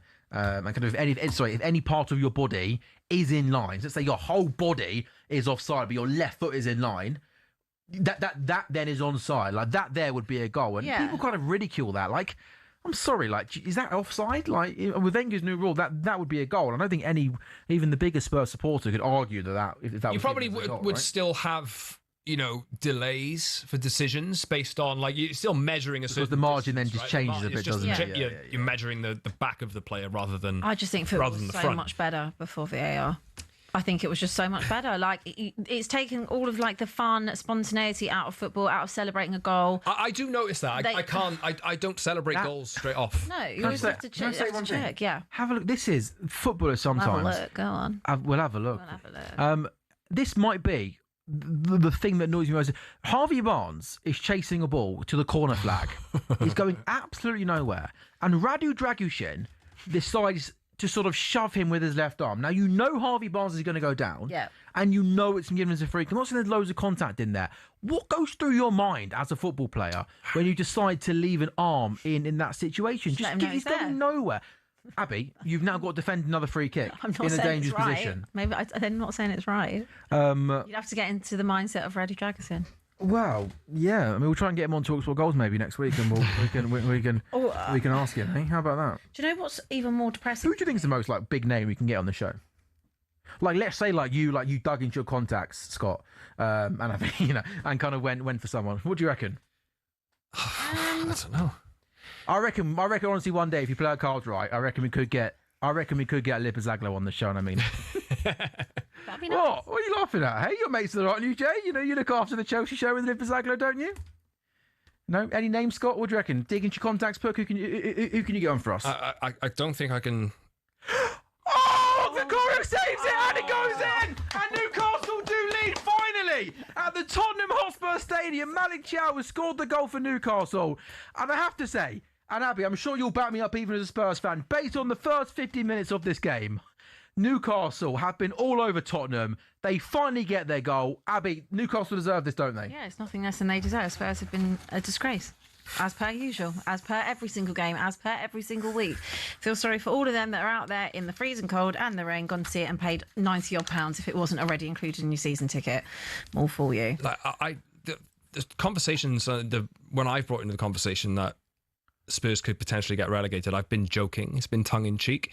I thought they'd win this game tonight, and they have been terrible. Look, they still might. They have been terrible. They have been terrible. They still. What is the goalkeeper doing? He's pathetic. Willock whips it in from the right-hand side, headed towards goal, and Vicario. Oh, I'm sure. Who's he shouting at now? Yeah, who's you going to shout at now? Archie Gray? Because he's right in your. Oh, yeah, That is. There you go. That's right at him. You've got to collect the that. goalkeeper. You're right, Scott. It is right at the goalkeeper. He decides to dive to his right-hand side and then push the ball back into the danger area, allowing the Newcastle centre-back to score from close range. I appreciate Spurs right now have got lots and lots of problems. This goalkeeper is absolutely nowhere near good enough. How bad must Kinski be? I don't know. How bad must Kinski be? I completely agree. It is embarrassing, Come on. pathetic goalkeeping as Xavi simmers into the box. Penalty? And that is a ball that gets played across the face of goal. Solanke goes towards it. That, though, from big Sven Botman is a really good defensive tackle. Abby, what do you make of Vicario? That there is, you'd be about to get to half-time. He pushes that ball right back into the danger area. He basically pushes it to the Newcastle defender. I'm just watching that Botman one. I don't think it's a great tackle, by the way. It's not a great tackle. It's not, but he did get a bit of the ball. Abby, what do you make of Vicario? I'm not a fan of Vicario at all. And I have wondered for so many times, how bad can Kinski be? in all honesty. Like when I watch Vicario week in, week out, make howler after howler, just not be strong enough, just not be aggressive enough in the right way. Like he's very aggressive when it comes to shouting in Archie Gray's face, but apart from that, in terms of being a leader on the pitch and having that type of aggression, I don't see it. I think, you know, he does quite like to parry, and he does quite like to do it right in front of a danger area. Abby. But I'll be honest, this has been coming. Oh, so I'm not again, even. I'm not. This is not all on Vicario, No. but I'm just saying that goalkeeping there from him is completely inexcusable. I know any good. This whole thing is inexcusable. I'll say one thing. I know you got injuries. That performance in that first half from Tottenham was nothing short of an absolute disgrace. I totally agree with you. Newcastle, by the way, talk about Spurs being in bad form. Newcastle in bad form. Newcastle have rocked up to Tottenham this evening. They're having an absolute bloody picnic. Yeah. And you know what? Newcastle will go in at half time. They'll be absolutely fuming it's only 1-0. Abby, expected goals for Tottenham, 0.18. Newcastle just touch and do. You've had no shots on target. Abby, that's not the worst I've ever seen it. The only surprise there that's not the worst I've seen is you've had 44% possession. Yeah. I haven't seen 44% possession. Same. I don't actually know where they come up with these stats. But you telling me that an XG of 0.18 is bad. I've seen us have a 0.0 XG at half-time. Okay? So that's an improvement. The fact that this is still going on, the fact that this isn't the worst performance I've seen all season, I would say... No, Abby, that first 45... Abby, we say this I know every you're going to week, mention Sam. Arsenal and Chelsea. No, I wasn't. I was actually going to say... Newcastle come into this game in awful form. That wasn't what I was going to say. You go 1 point behind them if you want. I was going to say. I say every single week, as do every single Spurs fan, this is the worst 45 minutes I've seen all season. I say it every single week, and every week it tends to get worse. The worst 45 minutes I've seen was against City. This is up there on par, same as it was with Arsenal, same as it was with Chelsea, same as it was with West Ham, same as it was with Bournemouth, etc., etc. The bloke is still in charge. He's still there. I don't understand. Why are you still there? This club is sleepwalking into relegation. This honestly...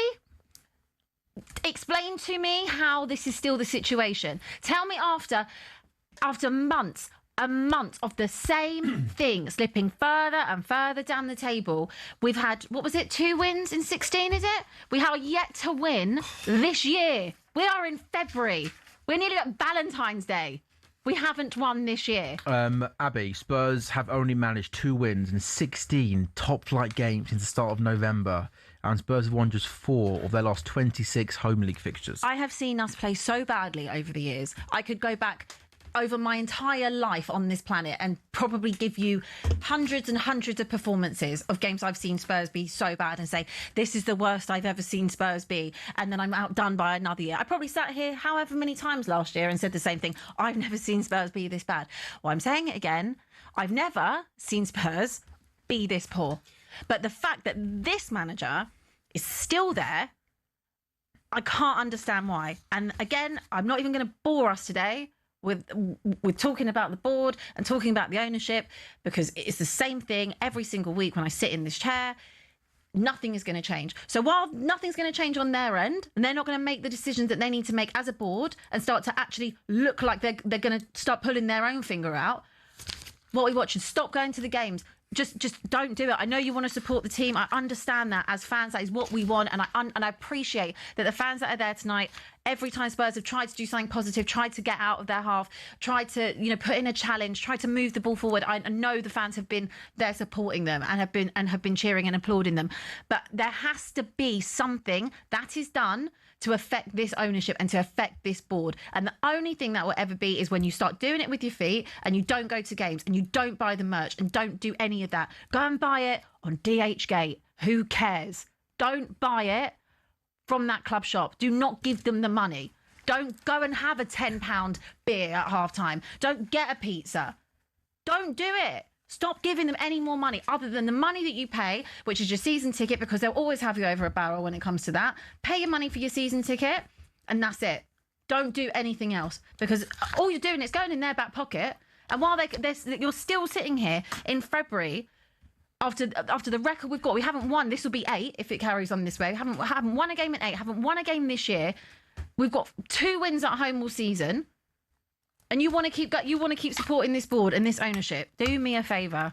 I'm so sick and tired of being sick and tired. I'm so fed up. I'm so despondent at it. I'm so angry at it.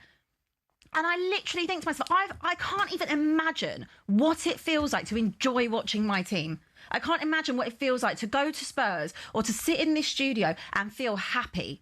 I had one night in Bilbao and it was still a terrible game, might I add, but it didn't matter because we obviously got the trophy out of it. I cannot remember what it feels like to watch this team and be like, that was such a good game. I enjoyed watching that team and feel proud of them. And that's because there is just absolutely no connection whatsoever between this club, this ownership, this fan base, this manager, and what is going on that pitch. So if you want to get relegated, good luck, because I would not back us to come back up from the Championship playing like that. And do you know what? They'll probably still have Thomas Frank in charge, because I don't know what it's got to take to get that man sacked. Sorry. I don't apologise. Do you pop? Yeah. I need a break. Should we take a quick break? Yeah. Water. We're going right through it. We'll take a quick break. I'll talk you through the West Ham corner, because Crescencio Somerville just had a decent shot cutting in from the left-hand side, trying to go past the goalkeeper, and he was pushed away. So it's still West Ham 0, Manchester United 0. How have Man United started, Scott? Not well, actually. I think West Ham have been on top. Crescencio Somerville just cut in from the left side, and he's got the ball again here. Cutting from the left side, had a shot curling towards the far corner, which Lamans managed to save.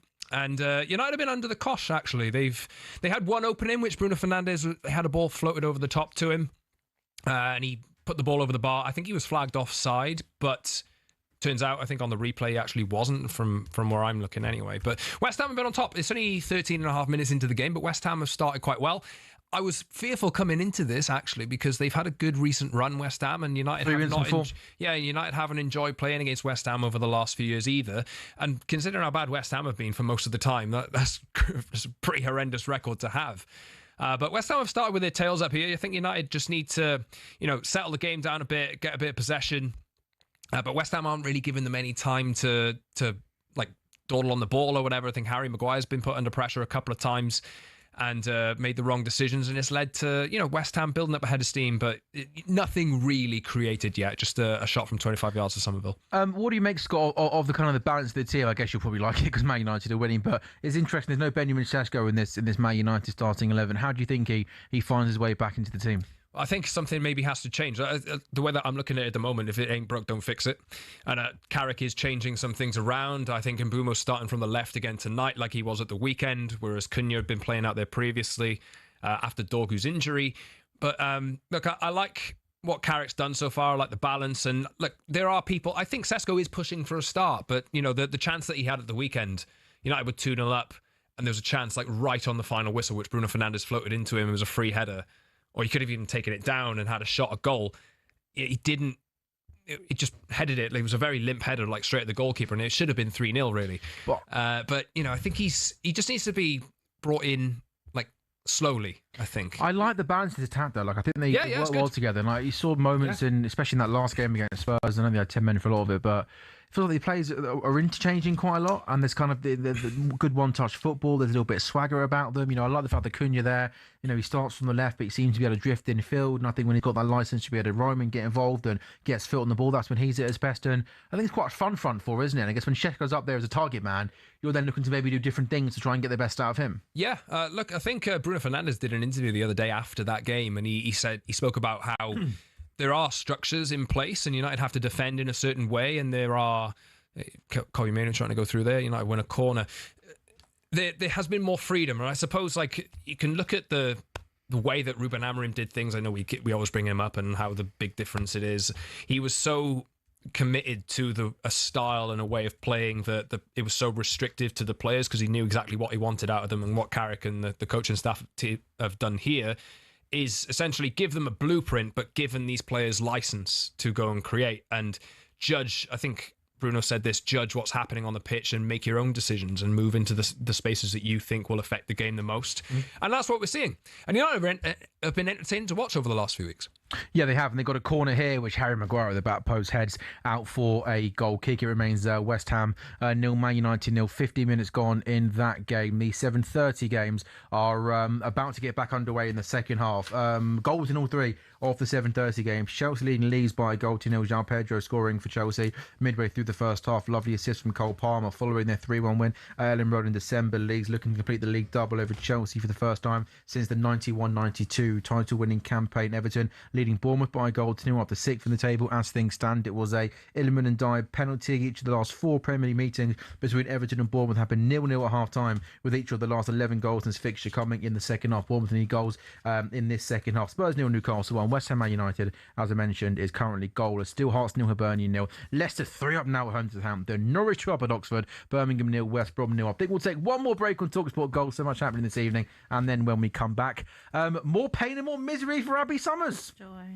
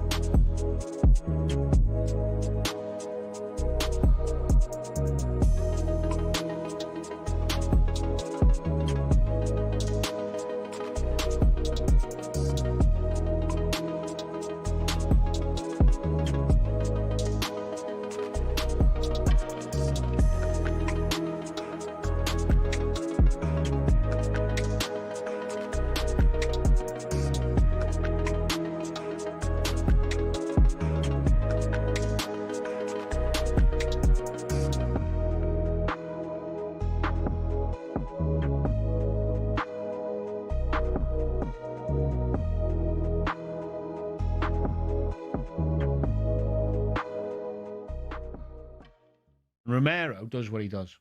Right, ridiculous tackle. Thomas Frank cannot be blamed for that loss at Man United. Now, he can be blamed for leaving the armband with him or not getting in his head to behave better or control his emotion. That's partly the manager's job. But for Romero to do that after the ridiculous social media stuff, which I still don't understand. You know, what the hell? He should have been fined 2 weeks' wages for that and probably dropped from if they had more players fit and left if they had Danso fit. Well, just right. Because what is he actually saying there? If he's saying to the hierarchy, we haven't got enough players. I mean, is he absolutely stupid? I mean, forwards, Muani, Richarlison, Odebear, Solanke, Madison, Simons, Kudos, Kulusevski, Tell. Forget if you think they're good enough. There's loads of players. Midfield, Sarr, Gallagher, Bergvall, Gray, Bentancur, Paulinho. Now, they've got more forward options than any other team in the Prem. So what's he saying? Now, if he'd have come out and gone articulately, I think we've got to have a look at the medical staff or the coaching. Something's not right. The pitches. We can't have that many players injured. Something's not right here.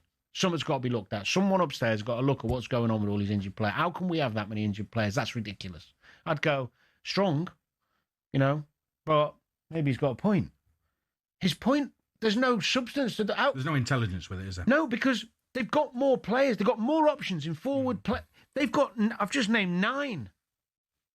It's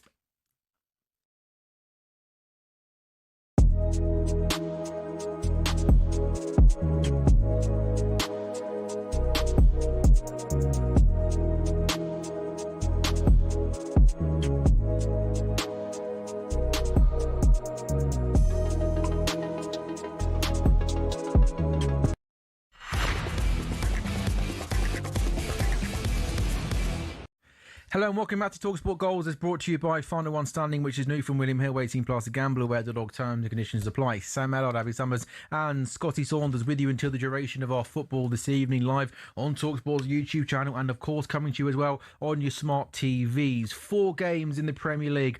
3 at 7:30, about to get underway in the second half. Chelsea and Leeds by a goal to nil. João Pedro scoring for Chelsea. Chelsea won their first 2 home league matches under Liam Rossini, looking to become the first Blues boss to win his first 3 at Stamford Bridge since Maurizio Sarri. Remember him back in September 2018. Everton won. Bournemouth nil. Everton up to 6th in the table as things stand. Everton have won just 8 points in their last 8 Premier League home matches, as many as they won in their first 4 this season at the Hill Dickinson Stadium and elsewhere. Goodness me. I mean, going through social media at half-time, it is getting even more toxic, if possible, at Tottenham Hotspur, because Spurs, who we know are in awful form, starts in the evening. Just 6 clear! That was a lovely worked corner by Man United there. Bodies on the goalkeeper, and again, I'm not sure who it was, if it was Mbeumo, just pulled away from everybody. And he had a first-time shot. In fact, it's Luke Shaw, and it's cleared off the line by the former United defender, Wan-Bissaka.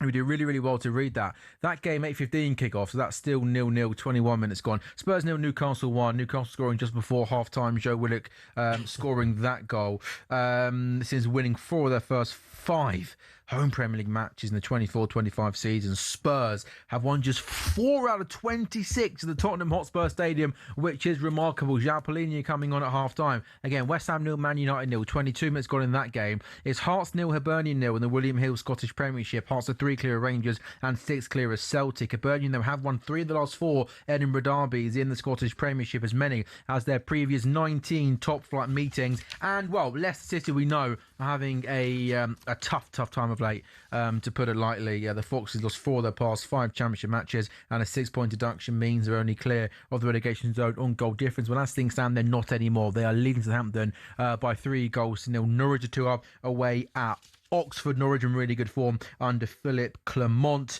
Norwich have won 3 of their 4 championship away games so far in 2026. Only 1 fewer victory than the Canaries managed on the road across 23 games in 2025. And Birmingham versus West Brom since the start of last season. Birmingham have suffered fewer home defeats than any other side in England's top 4 tiers. Meanwhile, no team have lost more away games in England's top 4 tiers in the 25-26 season than West Bromwich Albion. That's Birmingham 0, West Brom 0. Norwich 2 up at Oxford. Leicester 3, Southampton 0. And again in the Premier League, Chelsea 1, Leeds 0, Everton 1, Bournemouth 0, Spurs 0, Newcastle 1, West Ham 0, Man United 0. Midway through the game at the London Stadium. What's the flow of the game looking like, Scott? West Ham started better, but United have just come into it and had that chance from a corner cleared off the line by Luke Shaw. That United are in possession now, building their way up the pitch, and this is more of what you want to see, really. Diogo Dalot's just on the right side, got an assist at the weekend. That's looking a lot more dangerous. A lot more players are just... Casemiro nearly played through by Bruno Fernandes there. It's more encouraging. Last 5-10 minutes, I think United have been growing into the game after West Ham's good start. And it's trouble for Spurs again. Chance to Harvey Barnes. Can he get a shot away inside the box on the left? I can't believe he didn't shoot from the edge of the box. Spurs love to concede from there. No, I think you're right. I think when that fell to Harvey Barnes, I think he should have got a shot away first time, but in the end ended up trying to carry it around. And João Palhinha's come on, Abby, at half time. What are your thoughts on that? Yeah, I mean, inspiring change, eh? Well, he's. Yeah. I can't even get on something like that. I actually do quite like João Palhinha, but also it's more like there's really no other option. It's him, Kolo Muani, kids. And I have said, like I said to you the other day, I would happily have the kids play. At least I know that the effort and fight from kids would be, good. They'd want to put it on for the bad. So, Abby, you've been very critical of the board. You've been very critical of the manager. What about these players that are fit and playing game in, game out? I do think I have been critical. Are they showing enough quality? I'm not saying you haven't, but are they showing enough fight? Clearly not enough quality. No, absolutely nowhere near it. Nowhere near it. I've gone in so hard on Romero in the last few weeks because of what he's also said. If you want to sit there and you want to call out the board and the ownership and the management, you're not happy with it, guess what? None of us are either, mate. We're the ones that are paying our hard-earned money that we have to work so hard for to be able to come and watch you, and this is what we get paid back. Us as fans, we have suffered so much as a fan base.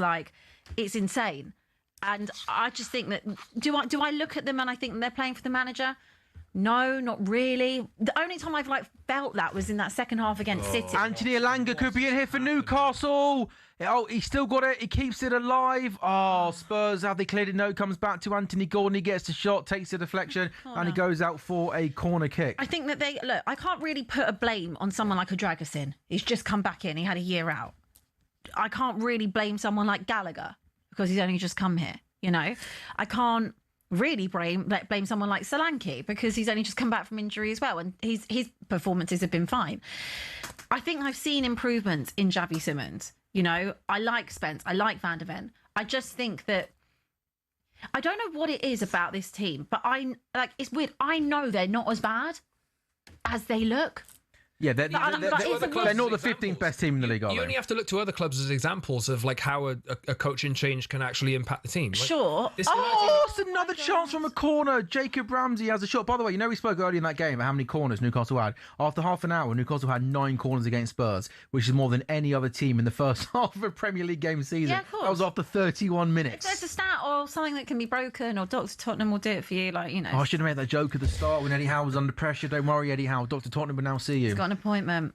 Another corner. Bruno Guimaraes. Chance!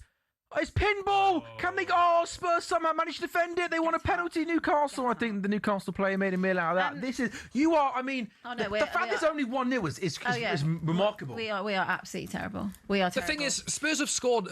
Newcastle have scored just before half time, and the situation in the game is exactly the same. There's been no reaction from them at all. No reaction at all. But that's what's weird to me. The reaction in the second half of the City game was like as if they were playing. I don't know if they were playing for the manager. I don't know if they were playing for pride. I don't know what it was, but it was the most bizarre. That's why I sat here in disbelief because I was like, I have not seen this version of Spurs all season. But again, clearly it was only for a short amount of time. It's unfortunate, I think, with the United game the other day because I didn't think we were that poor the first half. The first half an hour. No. Romero went off. It's a shame I didn't really get to see what I wanted to see.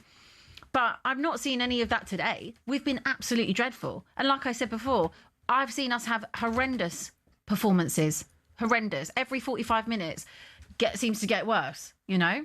But there is no structure. You do well to be that first 45 minutes. But we say it every week, Sam. No, that was really bad. That felt even worse than City, worse than Arsenal, worse than Chelsea. We say it every single week. I think we just forget because the performances are so bad. But there is a lot of blame that lays on the players. But I fail to believe that these players are as bad as they are. Or maybe I'm just delusional because this is also a team that finished 17th last year. But when I matched them... Oh, sorry, Abby. Barry's just missed another chance from a couple of yards out. That sound was mad. Illiman and Dye from the right-hand side goes across the face of goal, and Barry is a couple of yards out when he gets a shot away. But to be fair, it's well blocked by a Bournemouth defender. But again, a centre forward being a little bit more clinical would have put that ball into the back of the net. Cole Palmer gets a shot away from inside the box. It takes a deflection. Back to you, Abby. Yeah, I don't want to believe that this team are as bad as what they see. They're clearly not the 15th best. They should be higher up. They should be higher up. I think I said at the start of the season, like, what would have been a good season for Tottenham? Like, a good cup run, ideally winning a cup would have been great. Putting your eggs in that basket. Racking up those trophies. There we go. Got to get it in once you're up. Well, I was wrong because all we're racking up his losses. But yeah, it certainly ain't points or trophies. But I thought finish top 10. We're racking up views though, aren't we? On the old talkSPORT Goals YouTube channel, right? Yeah. What are you going to do if we ever start to play well, Jay? Hey, well, it's not all about Tottenham, is it? You know, the Arsenal stuff, Scotty or Man United. I mean, come on, Abs. I need Arsenal to be back. No, but to be fair, the Spurs stuff is feeding generations. It's generational. We're eating good, aren't we? I mean, I don't need to listen to Jamie. It's fine. No, you do. Do I? According to be rude. I know. He's the executive producer. Are you planning on talking to me in the next 5 minutes? Yeah, he is. He gives good insight. He's the executive director of all of talkSPORT. Director? Yeah, he is. That's his. Did you get that job That's title? his official job title. No, it is. He's not just a producer that gives. You know, he's an executive director. He oversees all of the News UK YouTube broadcast productions. So yes, Abby, keep your earpiece. Is that actually your job title now? Wow. Yeah. No, it's not. I was going to say someone fell upwards. He's like Marcus. No, Rashford, isn't it? I mean, so he was Marcus Rashford. Well, he comes really harsh on Rashford. Yeah. Anyway, I don't think they're that bad. But then again, I look at last season. 17th. Clearly. Archie Gray will be coming forward inside the box, right hand side. Can he pick out the right pass? He goes across goal. And that's Matisse Tell, who is a few yards out, shot with his left boot.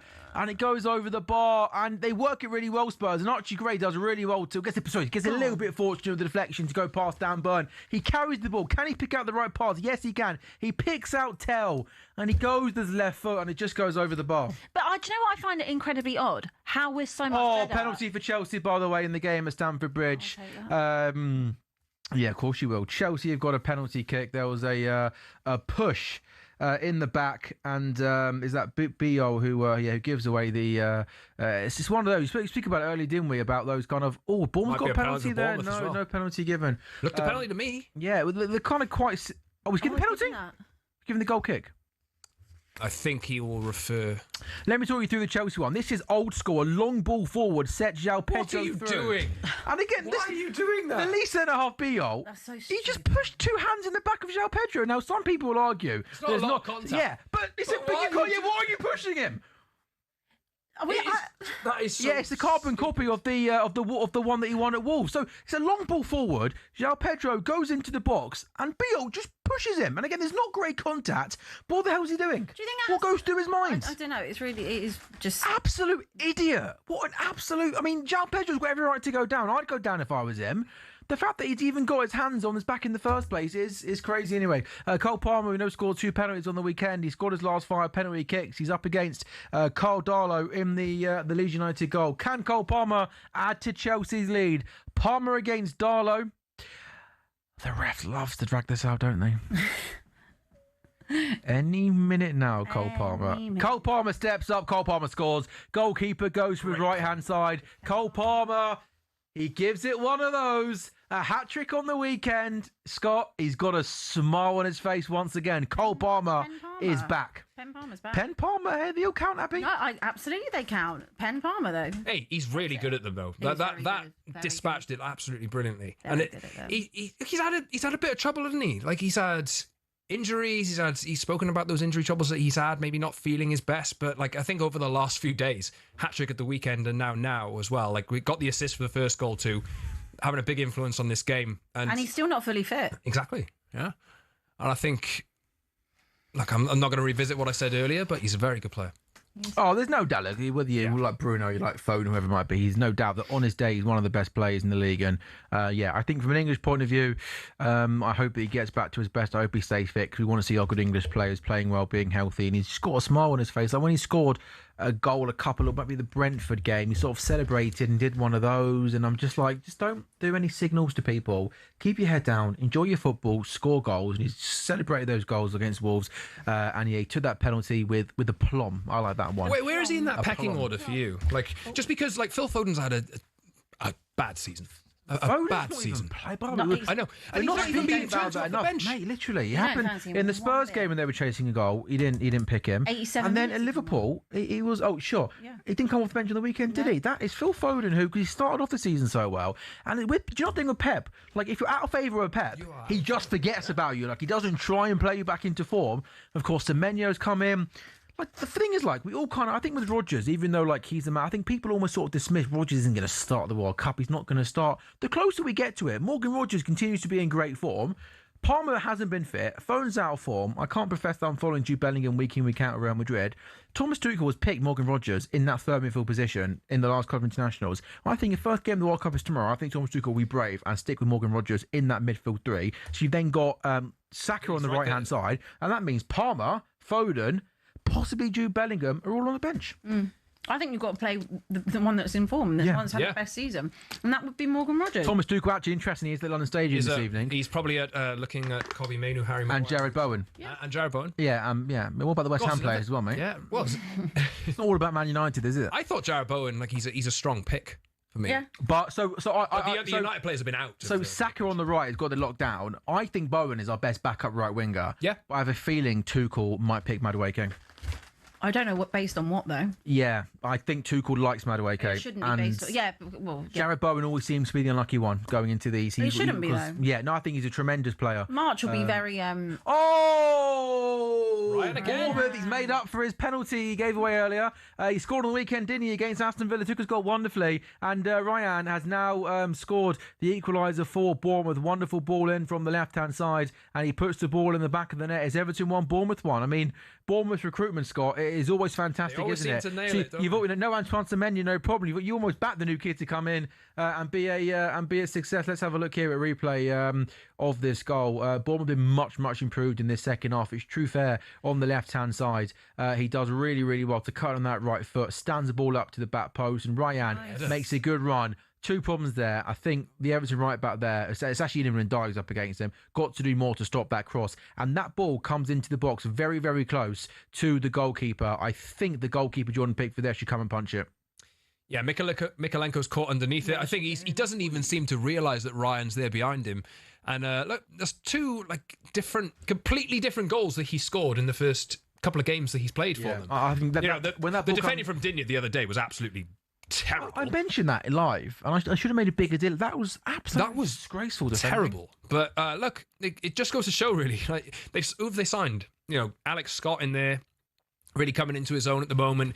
Krupi, who's scoring some bangers and showing like just what a talent he is.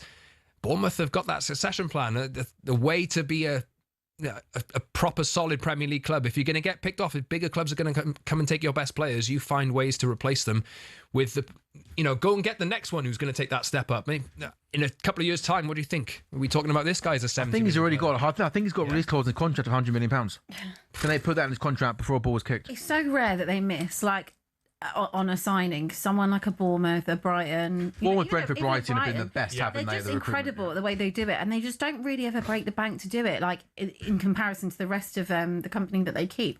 I don't understand why more clubs don't do what they do. Like, they're just... I'm sure they're trying to, but it's just not easy, is it?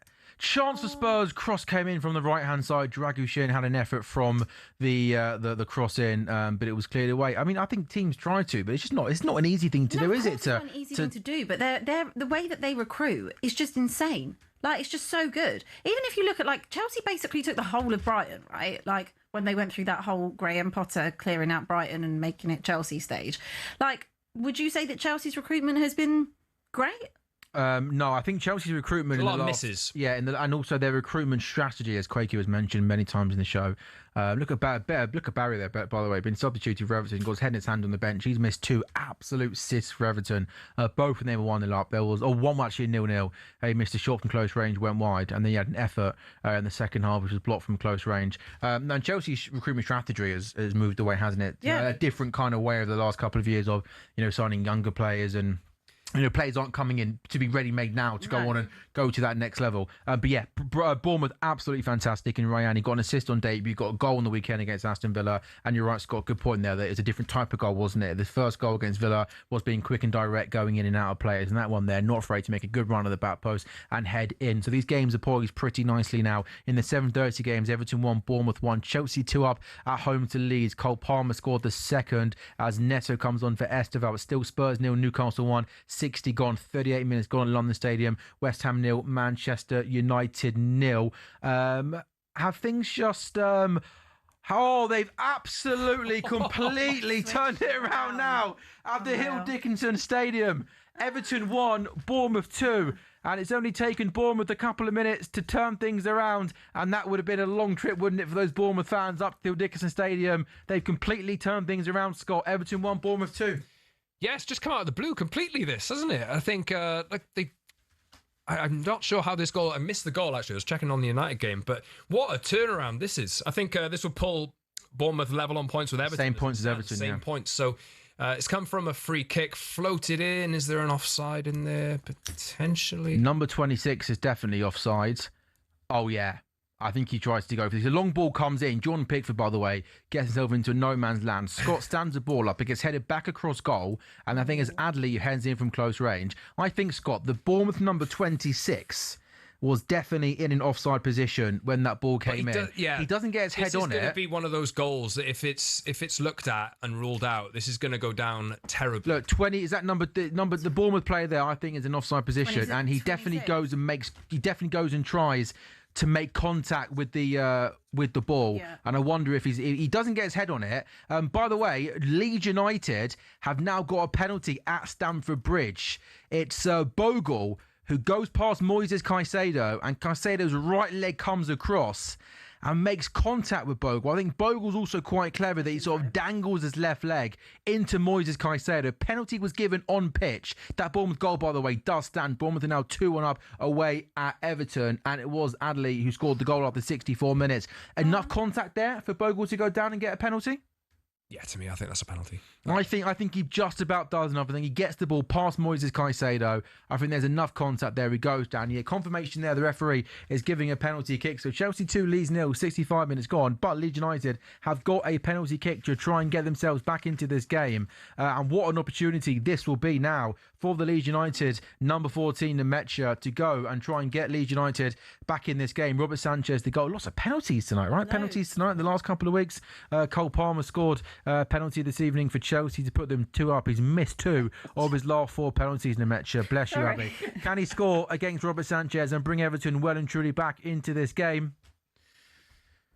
Look, I had written this. I told you the refs loved I had written this one off as just a game that Chelsea were going to win, but Leeds have got a real chance here to get back in this. Well, I really could do with the Chelsea win and United. This is your first corner, by the way. Yeah, Abby, I know. Newcastle have had 11. I know.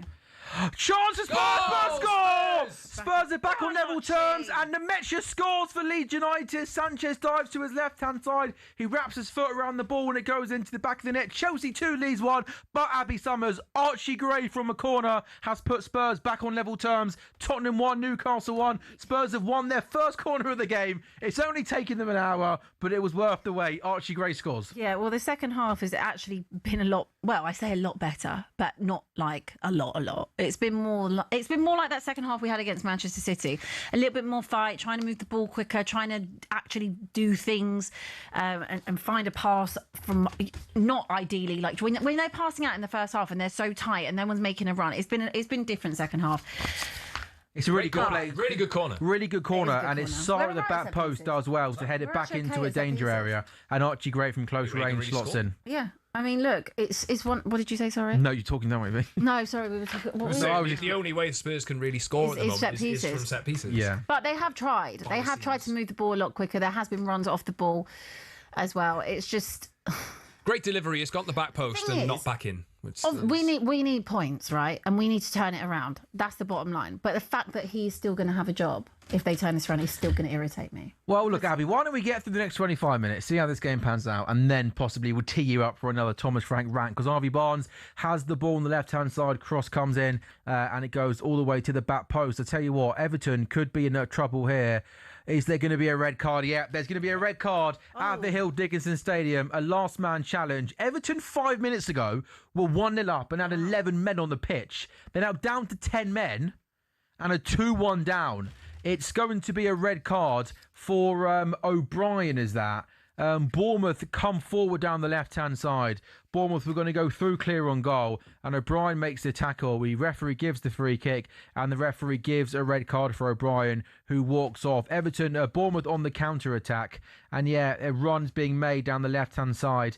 And I think you have to say, I think Adley gets the touch there, doesn't he, over O'Brien?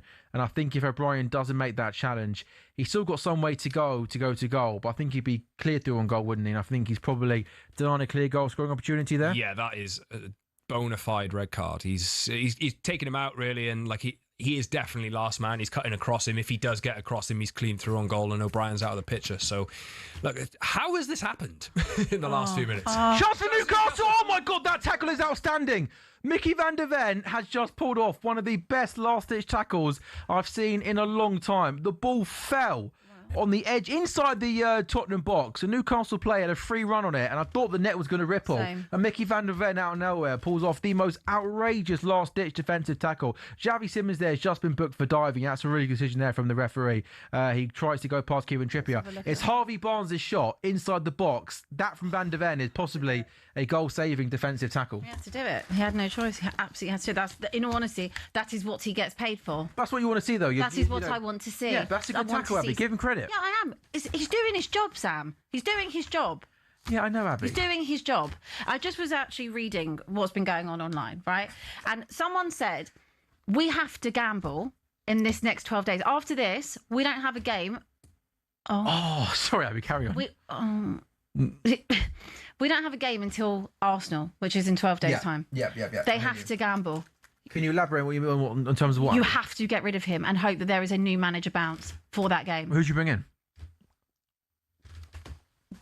That's not my job. You must have a name. Well, I would try and see. I'm genuinely not joking you. I would see if Harry Redknapp would do it till the end of the season. I'm actually not joking. Harry Redknapp? I'm not joking. It needs to be someone. Oh my God. Oh my God! Harry Redknapp, wherever you are, Abby Summers would like to see you and have a conversation with you. Mate, I beg you. Like, I know the racing's on, I know Cheltenham's coming up, but I'm begging you. It needs to be vibes, and it needs to be someone who's going to put an arm around this team and say, go out there and play your football and just stay up. And I'm telling you, have Jermaine Defoe as your second, because he's done his coaching badges. Get whoever you want. Nico Croucher, get them all back together. Jacob Ramsey is the goal scorer for Newcastle. 68 gone. It's Tottenham 1, Newcastle 2. Spurs just get back on level terms. And as Harry Summers, please for Harry Redknapp to come to the club. It actually comes from Spurs. Martin Yole, anyone. Going on the counter-attack, but it's an awful ball. And then Newcastle win the ball back. It gets worked out to the left-hand side. Cuts in field. Way too much space and time there for Harvey Barnes. It comes into Anthony Gordon, who manages to keep hold of the ball. Dan Burns on the outside on the overlap. Anthony Gordon goes infield to Jacob Ramsey, whose first time shot with his left foot goes across the goalkeeper. Once again, Abby, I say it's way too easy. How's Ramsey able to get that shot away? How's Anthony Gordon allowed to find that space and time? I don't know. I honestly don't know. It's a shame because actually second half they looked like they were a bit more on it. But it's just the same old thing, same old Tottenham. Same old Tottenham. I don't actually have anything else to say to you. I really don't, because I must be incredibly boring at this point. Like, if you were to look at us and look at the way that we've played tonight, would you think we'd be out of place in the Championship? No. I think tonight you've been... Oh, it's a goal! Leeds United have equalised at Chelsea! Chelsea 2, Leeds 2! Unbelievable stuff! Oh my God, the last thing I need now is a West Ham goal, and then it's just, I'm just good. Oh, wow. This is terrible for me. Unbelievable. Leeds United are back on level terms. A goal scored from close range, and Chelsea were 2 up only a couple of minutes ago. Chelsea players are appealing for a free kick. The goal has stood. It's Okafor who's come off the bench and has put Leeds United back on level terms. Limbs in the away end. It's Chelsea 2, Leeds United 2. Play comes down the right-hand side. It's messy there from Chelsea. And again, Leeds United carry the ball inside the box. It kind of takes a couple of ricochets and bounces. Chelsea just can't clear it. How have they conceded that goal? So, is there a handball on Bogle on the build up to it? This goal. I mean, the defending. I worry that might hit Bogle's hands or elbow. Either way, by the way, that defending there from Chelsea is astonishingly bad. They have from Achapong and Santos and the goalkeeper. They have about half a dozen attempts to attempt to clear, and the ball gets played in forward to Jane Bogle, and they don't clear it. I think they're going to check. Does it come off Bogle's hand as it comes forward? What on earth? They've had 4 attempts. What on earth is Achapong doing there? 5 attempts to clear that ball. That might be one of the worst pieces of defending I've seen this season, and it was so bad. Chelsea don't deserve to get away with it if it does come off Bogle's hand as the ball gets played forward to him. It definitely it's definitely hit his hand. I think. You think? Yeah. Goal? He's given a goal. Yeah, I thought it came off. I think the thing is, like that. I need to have the rule clarified, but I think it's if that directly leads to it. But like so much has happened in between there. Like I've just counted like 5 opportunities there for Chelsea to go and actually clear that ball. There's one there. Accidental handball is allowed. Right. Okay. There was a rule change on that. So yeah, I think that. By the way, from as that ball comes forward and Bogle takes it through on goal, Achapong has a go at clearing it. So does Santos. So does Sanchez, and it just falls to Noah Okafor, who literally has the simplest of tap-ins from close range. Scott, that was awful defending. Yeah, I've spoken for a while about Chelsea needing a bit of experience back there. I think that is poor. Like for top level, that is absolutely terrible defending. And from a position so comfortable, Chelsea are now looking at potentially not winning this game, which was impossible like 20 minutes ago, even 10 minutes ago. And they've just been careless. They really have. And now they're going to have to try and pull one out the bag here because this game was done. That was pathetic defending. It's literally just schoolboy defending. Like, put your foot through the ball, clear your lines. They did not do that. It was chaos. It was manic. Lots going on then. Everton 1, Bournemouth 2, Everton down to 10 men. Spurs 1, Newcastle 2, Chelsea 2, Leeds 2, West Ham 0, Man United 0 is the half-time scoreline. Abby, what are you feeling? The live table pulls Tottenham down to 16th. Because Leeds United go above them. Leeds are drawing. Yeah, wow. A West Ham goal would make it even more exciting. Well, not for you, Abby, but for people that, I'm not enjoying this. It sounds like you are, Sam. No, I'm not enjoying it, but it's just, it's a different... To flip it the other way, I mean, if the result stays the same here, it's a big opportunity for United as well. I need United to do something. I need them to. This is terrible. You need your own team to do something, Abby. No, but my team don't clearly have the minerals and the mentality to do it. If Tottenham genuinely get sucked into this, like properly get sucked into it, we've got to go to Forest. Oh, wow. They already... Yeah. We drew with Burnley. We drew at home to Wolves. Yeah, it's not good. You know, I think we're in the same company, actually, as them. I think no one's conceded as many first-half goals as we have, other than Burnley and Wolves. We are literally actually right where we should be. And, of course, it would be the worst thing ever for us to get relegated. The worst thing. But you know what? This board and this ownership, I tell you what, they deserve it. They really do. We don't deserve it as fans, but this ownership deserves it. Every single part of it. Oh, the chance there. A long ball stood up to the back post. Matisse Tell made a run forward, but his header just goes wide. Leeds United are coming forward here at Stamford Bridge. Ball came in from the left. I think the offside flag went up anyway, and it goes out for an offside. Chelsea 2, Leeds 2. What a great game at Stamford Bridge, by the way, that is. I know, it's just come out of nowhere, I've got to be honest. I just wanted to just on Abby's point about Tottenham, I've had the displeasure of watching Tottenham now for a few weeks. You know, I've watched the City game, they were absolutely terrible in that. I watched the United game the other day, they were okay for half an hour or whatever, and then, you know, the red card changed everything. Tonight, again, the level of performance has been so bad. I'm just thinking, Abby's looking at the board and the people that are making the decision. What are they seeing in this team to actually think that it's going somewhere? I don't think they...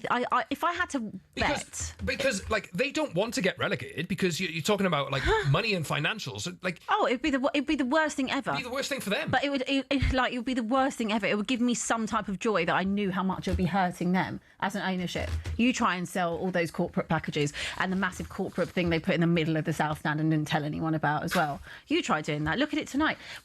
Someone posted before, a ticket for tonight on the Spurs website was £106. Wow. To go and watch this. Are you mad? Like, they have actual blood on their hands from the way that this club has been treated, like, and the way that this fan base has been treated, and what was built. Like, one thing I will say, and I always have said about Daniel Levy, in terms of a business perspective, what he did build and the way that the club was run was it is very good. And like, now that's been passed to other people to come. It was safe. Yeah. But what I would say about, go back 7 years, what Spurs were building and what they had built under Pochettino, for example, they were onto something. And the buck will always come back to Daniel Levy on that, because you undid what was being done, all the foundations. I feel like we could just say the same clip I said a month ago after the Bournemouth game. Like, it's the same thing. So I sit here and I watch the same thing week in, week out, and I expect different results. And that is just lunacy, isn't it? Expecting a different result, watching the same thing. Yeah, 15 to go in that game. Josh Ashimpong has just been subbed off for Chelsea moments after he had an absolute Western super trying to clear the Leeds United attack that led to the second goal. Not sure if there was any injury there, or probably not. Probably just takes him off after some pretty shambolic defending. But often you see a centre-back being subbed for another centre-back with 10 or so minutes to go. So West Ham 0, Man United 0 at half-time. We have got Southampton got a goal back at Leicester 3, Southampton 1. Spurs 1, Newcastle 2, Everton 1, Bournemouth 2, Chelsea 2, Leeds 2. Esteval, chance for Chelsea. Esteval, outstanding defending there from James Justin. Esteval went through down the left-hand side, inside the box, about to get a shot away. Justin, last-ditch tackle, fantastic, goes out for a Chelsea corner. 80 gone. Cook and Brooks are on for Bournemouth. What a win this would be for Bournemouth, who will go level on points with Everton if they can hang on at the Hill Dickinson Stadium. And Everton are down to 10 men after O'Brien was sent off for bringing down Adley when he went through on goal. He was the last man. Corner in, really good header away from Rodon. What a point this will be, by the way, for Leeds United if they can go to Stamford Bridge after beating Nottingham Forest on Friday night in the Premier League at Ellen Road and pick up a point at the Bridge. Cole Palmer goes to the byline. Can he whip it across? No, he can't. There's a tackle. He goes out for another Chelsea corner. Chelsea 2, Leeds 2. 80 minutes gone in that game. Can Newcastle United see out the victory here at the Tottenham Hotspur Stadium? My goodness me, that there from Sven Botman is an outstanding last-ditch tackle. And now Joe Willock, who's been incredible for Newcastle all evening, is coming forward. But to be fair there to Sarr, he does really, really well there to win that ball back. A game looks open at the moment. I think from a Newcastle point of view, possibly this is where now they got to just try and show a little bit of experience, game management, slow things down, get the 3 points and get back to winning ways. And also, by the way, for all the talk about Tottenham Hotspur, it would be a big, big win for Eddie Howe and Newcastle. He's under a tiny bit of pressure, shall we say. But to go to Tottenham Hotspur to pick up the 3 points, it would relieve a little bit of pressure. I mean, Spurs would have gone 1 point behind Newcastle if they won this evening in the Premier League. So that kind of just shows where Newcastle United are at. My goodness me, there's a big chance for Brandway at Everton against Bournemouth. Down to 10 men. Ball whipped into the box, and Brandway at the back post gets his head on it, but it just goes over, and David Moyes looks a frustrated figure on the touchline for Everton. They had a really good win, didn't they, in the weekend against Fulham away from home. This will be a massive setback. Cole Palmer there tries to whip in an audacious ball into the box. But he put a little bit too much on it. There you go, Scott. You'll be happy, man, with the substitution of Stamford Bridge. Dan James, eh? Yeah. Look, it's actually a smart substitution if you think about it. Chelsea are going to go and try and win this game because they've lost the lead, and there ain't many people quicker than Dan James, and that's the kind of game that he thrives in, really. So, we're talking about potential winners in this. Leeds still have a chance.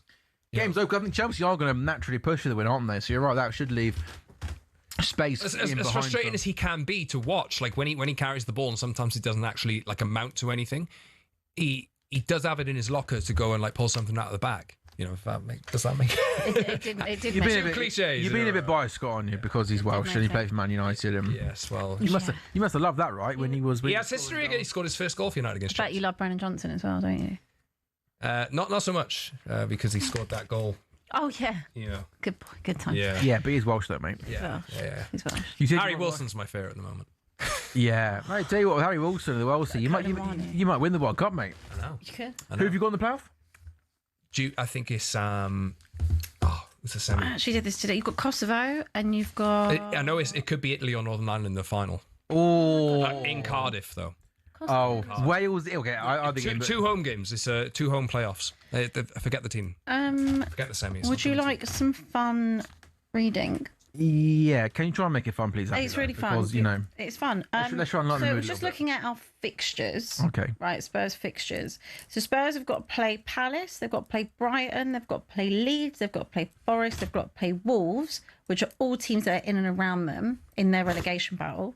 They've also got to go to, is it going to Villa or are they at home? No, I think you go to Villa. Got to go to Anfield. We've got to go to Chelsea.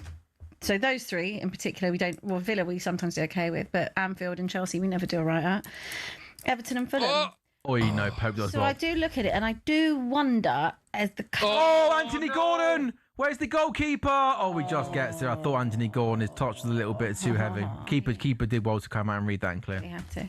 Yeah, I just look at it and I do wonder if the situation stays as it is with the current the current regime. I don't know where we're picking up points. Do you think the Champions League is saving him, or is that just I don't even think that's a thing at this point. Yeah, I agree with you. I really don't. How far are they going to go, really? Well, imagine if What you win the Champions League and get relegated? Is that what you're going to say? No, I was going to say just imagine again if we managed to beat relegation and won the Champions League. Imagine. I mean, yeah, fair play. That would be quite rogue. I love how you've gone from. You're edging closer to 17. I love how you've gone from literally being the most deflated human being in the world to but we could win the Champions League. It's the Ange in me. It's the Ange. Chance Leeds. Was that chance for Leeds? No, it was a half chance. No, I like it. I like your enthusiasm. I'm willing this on. Just because of United's interest in this, I think Chelsea are a point behind United at the moment. Yeah. So I'm willing United to get back in the Champions League. United haven't been great in the first half, I've got to be honest. They're lacking a bit of a focal point. But these other games are coming into the final stages now. And this United game hasn't really thrown up the action that is shown up in these other games so far.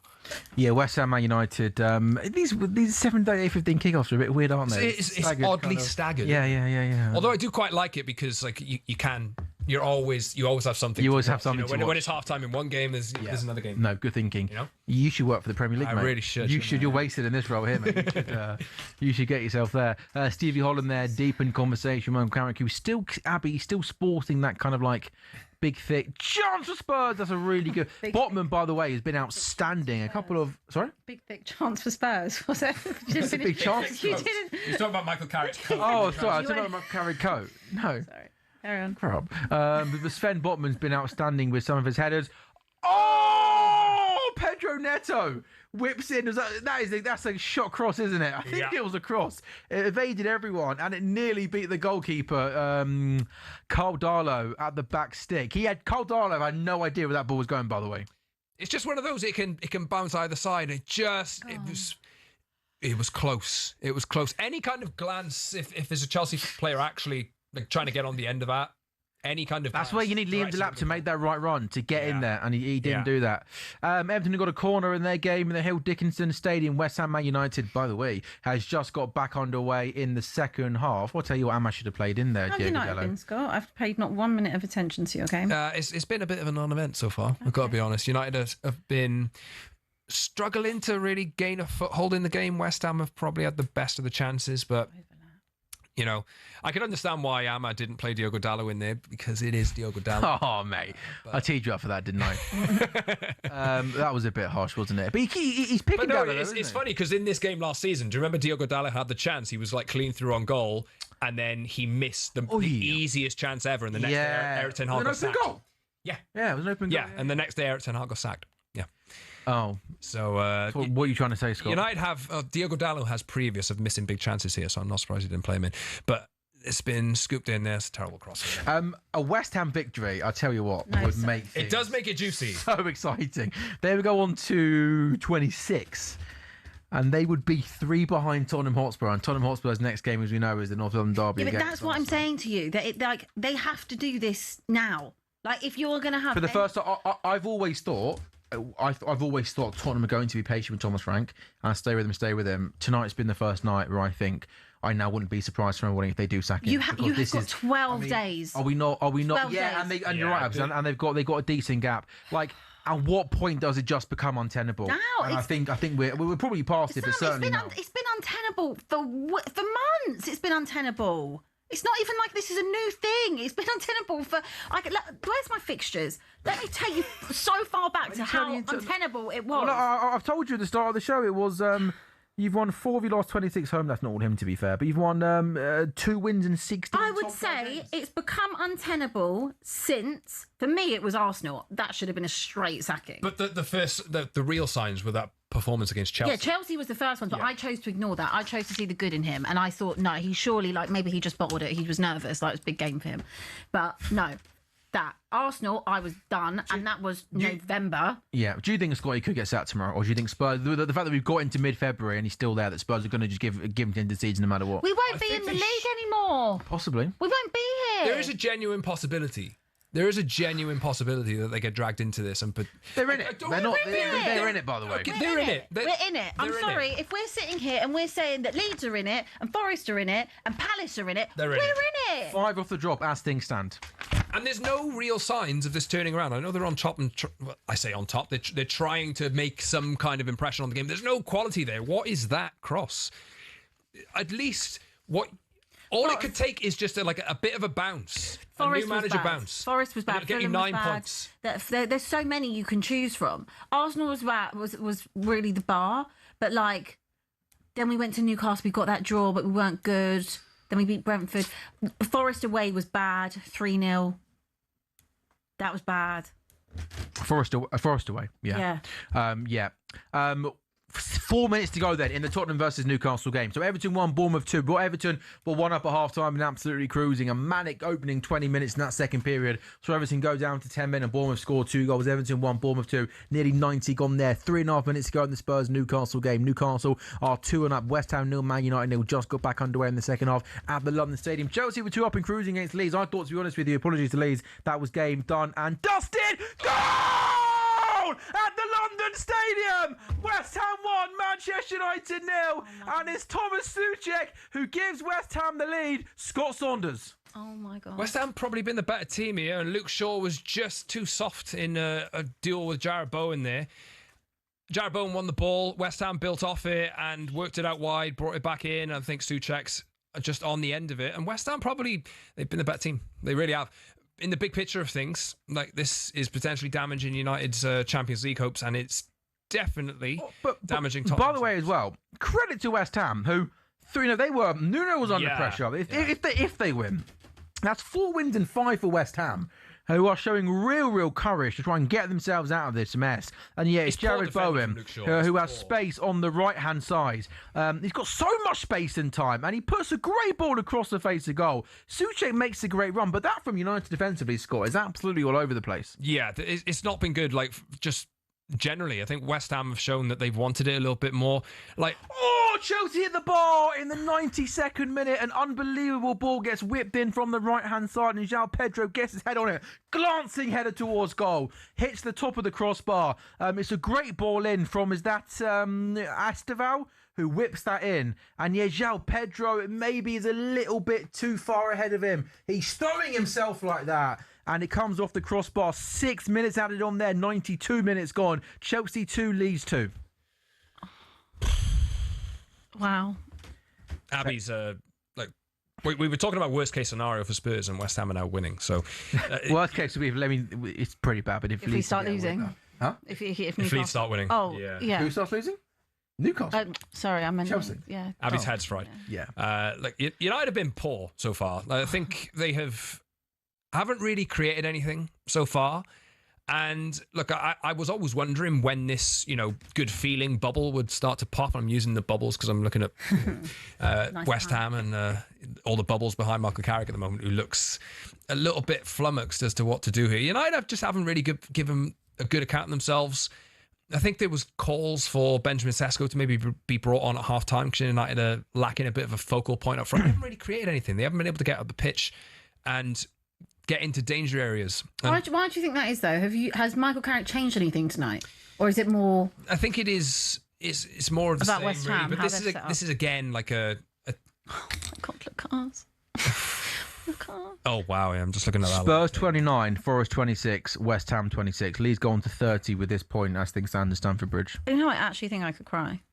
Like, there's not many things in this world that make me cry anymore. But like that, looking at that, I feel, like you get that like twinge. Yeah. Like, I can't. On a good note, you have -1 goal difference. So every cloud, yeah, good point, Scott. Could come down the goal difference, mate. Great thinking. Somerville and down the left-hand side.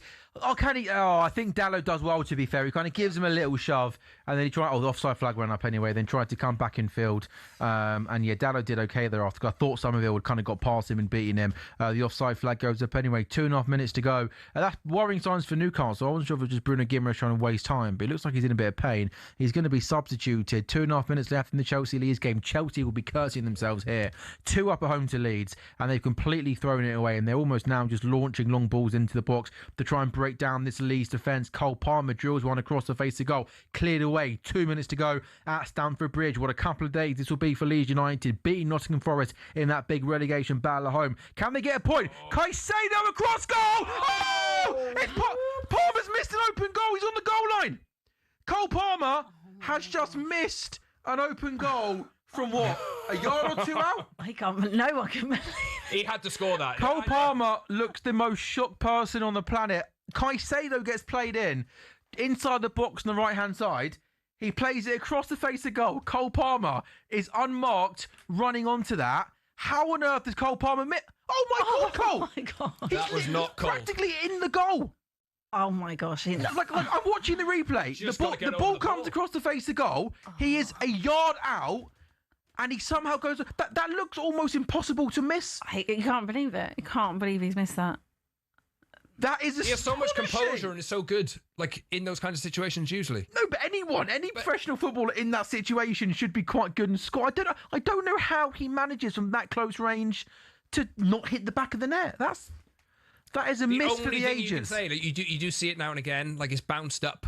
That is one of the most. He's not got over the ball enough, and it's just. Yeah, it's ballooned over the bar. He obviously gets under it too much. You have to score. You have to score. That's one of the misses of the season. That's one of the misses of possibly the Premier League. I mean, that is literally a yard or 2 out, and he somehow goes over. Abby, that's remarkable. Yeah, I mean, you wouldn't expect that for Cole Palmer, would you? For people, but you just saw and also given the context as well, like that would have won them the game in the last minute. Like the shock that was around. The shock that was around the stadium. You looked at Racine, couldn't believe it. Solanke! Bicycle kick, takes the block. Another chance for Van der Ven. It just goes over. Van der Ven puts his laces through the ball. Oh, Chelsea going to win a penalty or free kick. Is it penalty or free kick? Palmer's gone down under a challenge. Was it outside the box or in? I think it was outside the box, was it? Never know the teams get so many pens. Is that No, I think it's outside. It's Longstaff on Palmer. Yeah, it's outside. It is outside. outside. Goodness me. Going to ground like that. Stay on your feet. You've given them a free kick now. I'm not sure what he's moaning about when you go to ground like that, mate. Chelsea have got one more big chance. This feels very Cole Palmer to now put this top bins and to give him one of those. What's the big deal? What are you all worried about? It's all part of the plan. performance like that in front of Teddy's outrageous. Excuse me? Just looking at Spurs. No, What did you say? Sheringham. So a performance like this in front of Teddy Sheringham is disgusting. Carry on. You should cry. I think it makes for good I've got. TV. I told you. The other day I was in such a bad mood when I left here. Jordan Pickford. That would have been So good. right. The longer this relegation battle goes on, the more and more I will end up crying at some point because I get so angry that I can't express what I want to. No, I know actually you say. did. You did just stop speaking for like the last half an hour of the show, which makes my life more difficult. Sorry, Abby. I've spoken to you today. No, you have. You've been great today. Well done. Everton 1, Bournemouth 2. Bournemouth win at Everton. Well done to Andoni. It feels like they had that really bad run of form, didn't they? Bournemouth started to get some wins. Neto ball into the box. That is going to go out for a Leeds United throw-in, and that should be game over. And what a point this would be for Leeds United at Stamford Bridge. The big talking point, though, will be, there's a little bit of needle going on at Hill Dickinson. Seamus Coleman's getting involved. Oh. Is that a penalty? No, it's not. It's outside the box. But that was a poor tackle from Dallo. Somerville's got him on toast. Like peanut butter and butter on toast. Yeah. Peanut butter and butter on toast. Oh, you have to have butter and peanut butter. You do actually. Yeah, you do. That's Spread's easier, doesn't it? Yeah. Southampton, Leicester were 3 up on Southampton. Southampton got 2 goals back now, and there's 10 minutes to go in that game. Leicester 3, Southampton 2. Confirmation, Everton 1, Bournemouth 2. Spurs have got 90 seconds, Abby Summers, to find a goal at the Tottenham Hotspur Stadium. Voltemada's on, really good tackle. Harvey Barnes should hoof that ball up the pitch. In fact, it'll be Lewis Hall who does it, and it is all over at Stamford Bridge. It does finish Chelsea 2, Leeds 2, and Leeds players all come together in a big huddle, and fair play to Leeds United. What a result, what a performance. They were 2-0 down, Chelsea 2 up, and absolutely cruising. I thought at that point, Chelsea go and see the game out. Leeds show bottle, courage, fight, a little bit of quality, and sure they were helped by some pretty woeful Chelsea defending towards the end of that game. Bournemouth up to 37 points now, level on points with Everton. Bournemouth on 37. They're 7 behind Chelsea in 4th, 7 behind United in 5th, only 2 behind Liverpool in 6th. Everton and Bournemouth Champions League always feels a bit of a long shot, but Europa League football, Conference League football will be important for those 2 football clubs. Abby Summers, the Tottenham fans are streaming for the exit at Tottenham Hotspur Stadium.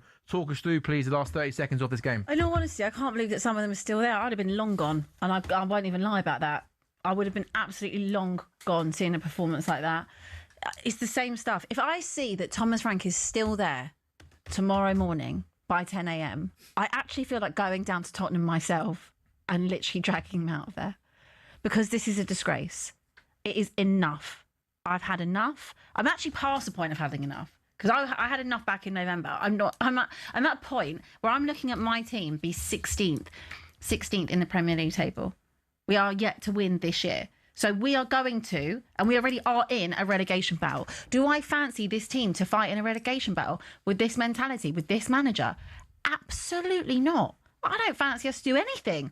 Can't even win a game, let alone be up against it when you look at your fixtures and you've got to play Palace, you've got to play Brighton, you've got to play Leeds, you've got to play Forest. I will just interrupt you to dot the I's and cross the T's, Abby Summers, but it is the full-time whistle at the Tottenham Hotspur Stadium. It finishes Tottenham 1, Newcastle 2. Tottenham Hotspur have now only managed 2 wins in 17 top-flight games since November. Spurs have won 4 of 27 home league games.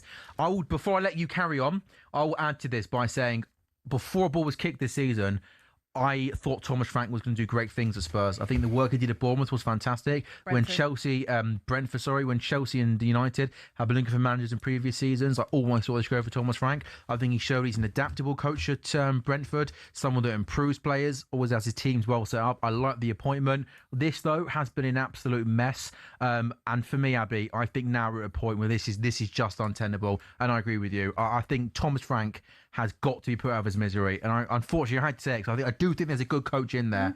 I don't think this can carry on. No. Tottenham Hotspur have got to sack Thomas Frank tomorrow morning. It has to be done. It has to be. And it should have been done months ago. It is actually a travesty. And I don't even know what the word is to use that I can actually use on air. But it is a complete lack needs to find a word that is not going to... Ambition? Yeah, ambition. No, I was thinking more... Talking about the manager or the board? I'm talking about the whole thing. I think with Thomas Frank, everything you just said is correct. Like, I thought that I was convinced he was doing really well. I didn't necessarily know how he would do, but I always have maintained that I still think he is a good coach. He's just not right for Tottenham. The job is way too big for him. Way, way, way too big for him, especially when I look at him and he's I think he's like third or fourth highest paid manager in the league. Absolutely crazy. I think that it was obviously a lot more pragmatic to what we were used to with Ange. I thought they might go down a more pragmatic route, something that's a bit more balanced. Adaptability is what you were just talking about. That is what he has been basically sold on, okay? At Brentford, he changed to a back five against the bigger clubs. At home, he goes to a 4-2-3-1, have a possession-based game. Yeah, I saw it against PSG. I know we lost the game in the Super Cup, but it was good performance. I saw it against City, how he could be adaptable. I don't really know what happened after City, and that's way back in August, because I've not seen him be able to do that once. I've not seen any tactical nous. I've not seen him adapt. I've not seen him do any of the type of things that I saw him do at Brentford. I've seen him really struggle with the weight of all of it. Like, I'm not just saying the weight of the club. The club is a big club, even though the ownership don't act like it. I look at the players, how dejected they are. I look at Thomas Frank and I feel completely uninspired. He should have been put out of his misery months ago. You know, now this board is again being reactive instead of proactive. When it was looking bad, you could see the way this was going. You could see how the ship was about to sink.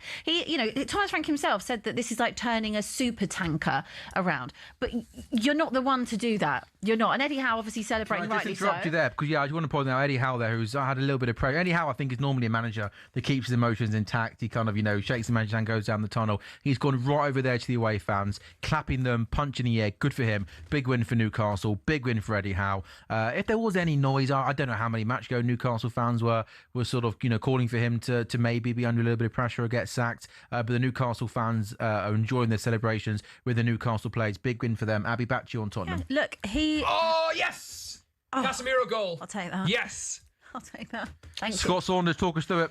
Thank you. United have been on top for 5 minutes or so. They've reacted.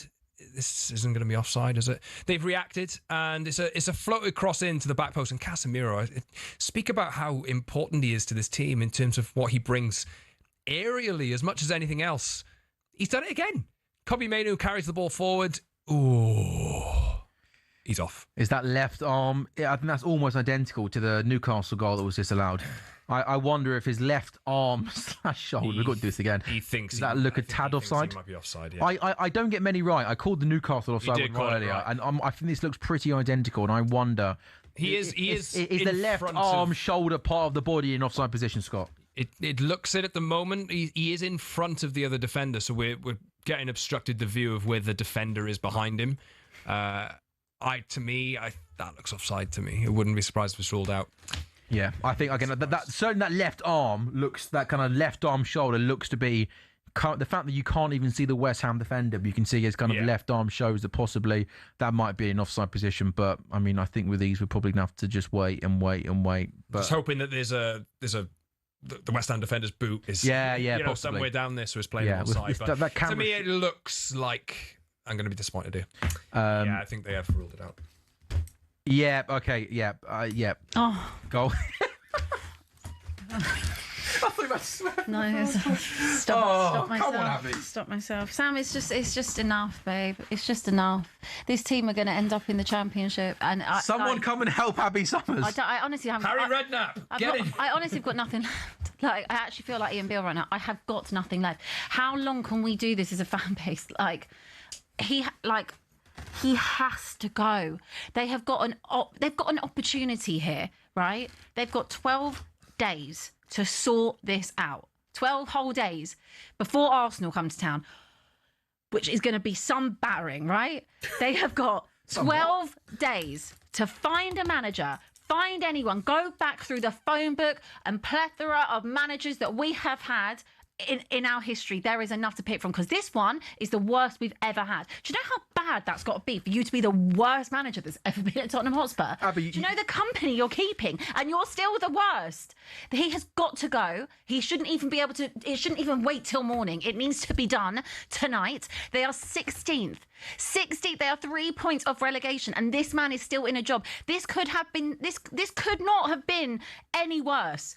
When I was sat here at the beginning of the year, or the end of last year, it didn't have to be as bad as this is. They could have been active, and they could have made the decision long before this, because you could see the direction it was going in. But no, they've left it. So now, I don't know who you get in. You said Harry Redknapp. You want Harry Redknapp in? I would have Harry Redknapp. I'd have Martin Jol. Do you know how bad it is? I'd have one day Ramos back, because that was the last time I was in this situation. I don't care who it is. He's got to get out. And actually, I do care. Don't give me Ryan Mason. I'm not interested in having Ryan Mason. That's not a new manager bounce till the end of the season. It needs to be someone that understands his club, that gets it. The fans will just get behind. You've got however many games left. How many games we got left? 12? 12 off this. 12. We've got 12 days off. We've got 12 games left. Pull yourself out of it. Sack this guy. Just say to him, don't bother coming into work tomorrow, Thomas. Not going to work anymore. Okay? Sick and tired as well of having Vinay as my chairman, who's also an Arsenal fan. Get all of this Arsenal loving out of my club, please, and thank you. Had enough of that. Sort it out, because if not, they're going to be in the Championship. This stadium in the Championship, brilliant. We actually thought it was going to happen to Everton, but no, it'll be us that it happens to. Of course it will. Can you win this game? Can you win this game? There's a haircut on the line for it. There's relegation on the line for it. Just to do you the a favour. one game, like, you needed to win for so many reasons. You can't win. I've had enough. I've actually had enough. I'm actually glad we haven't got goals this weekend. I actually am. What are you doing this weekend? I'm off. Are you offline? Are you I think you do need some time off. I actually do. I do need to. I think I.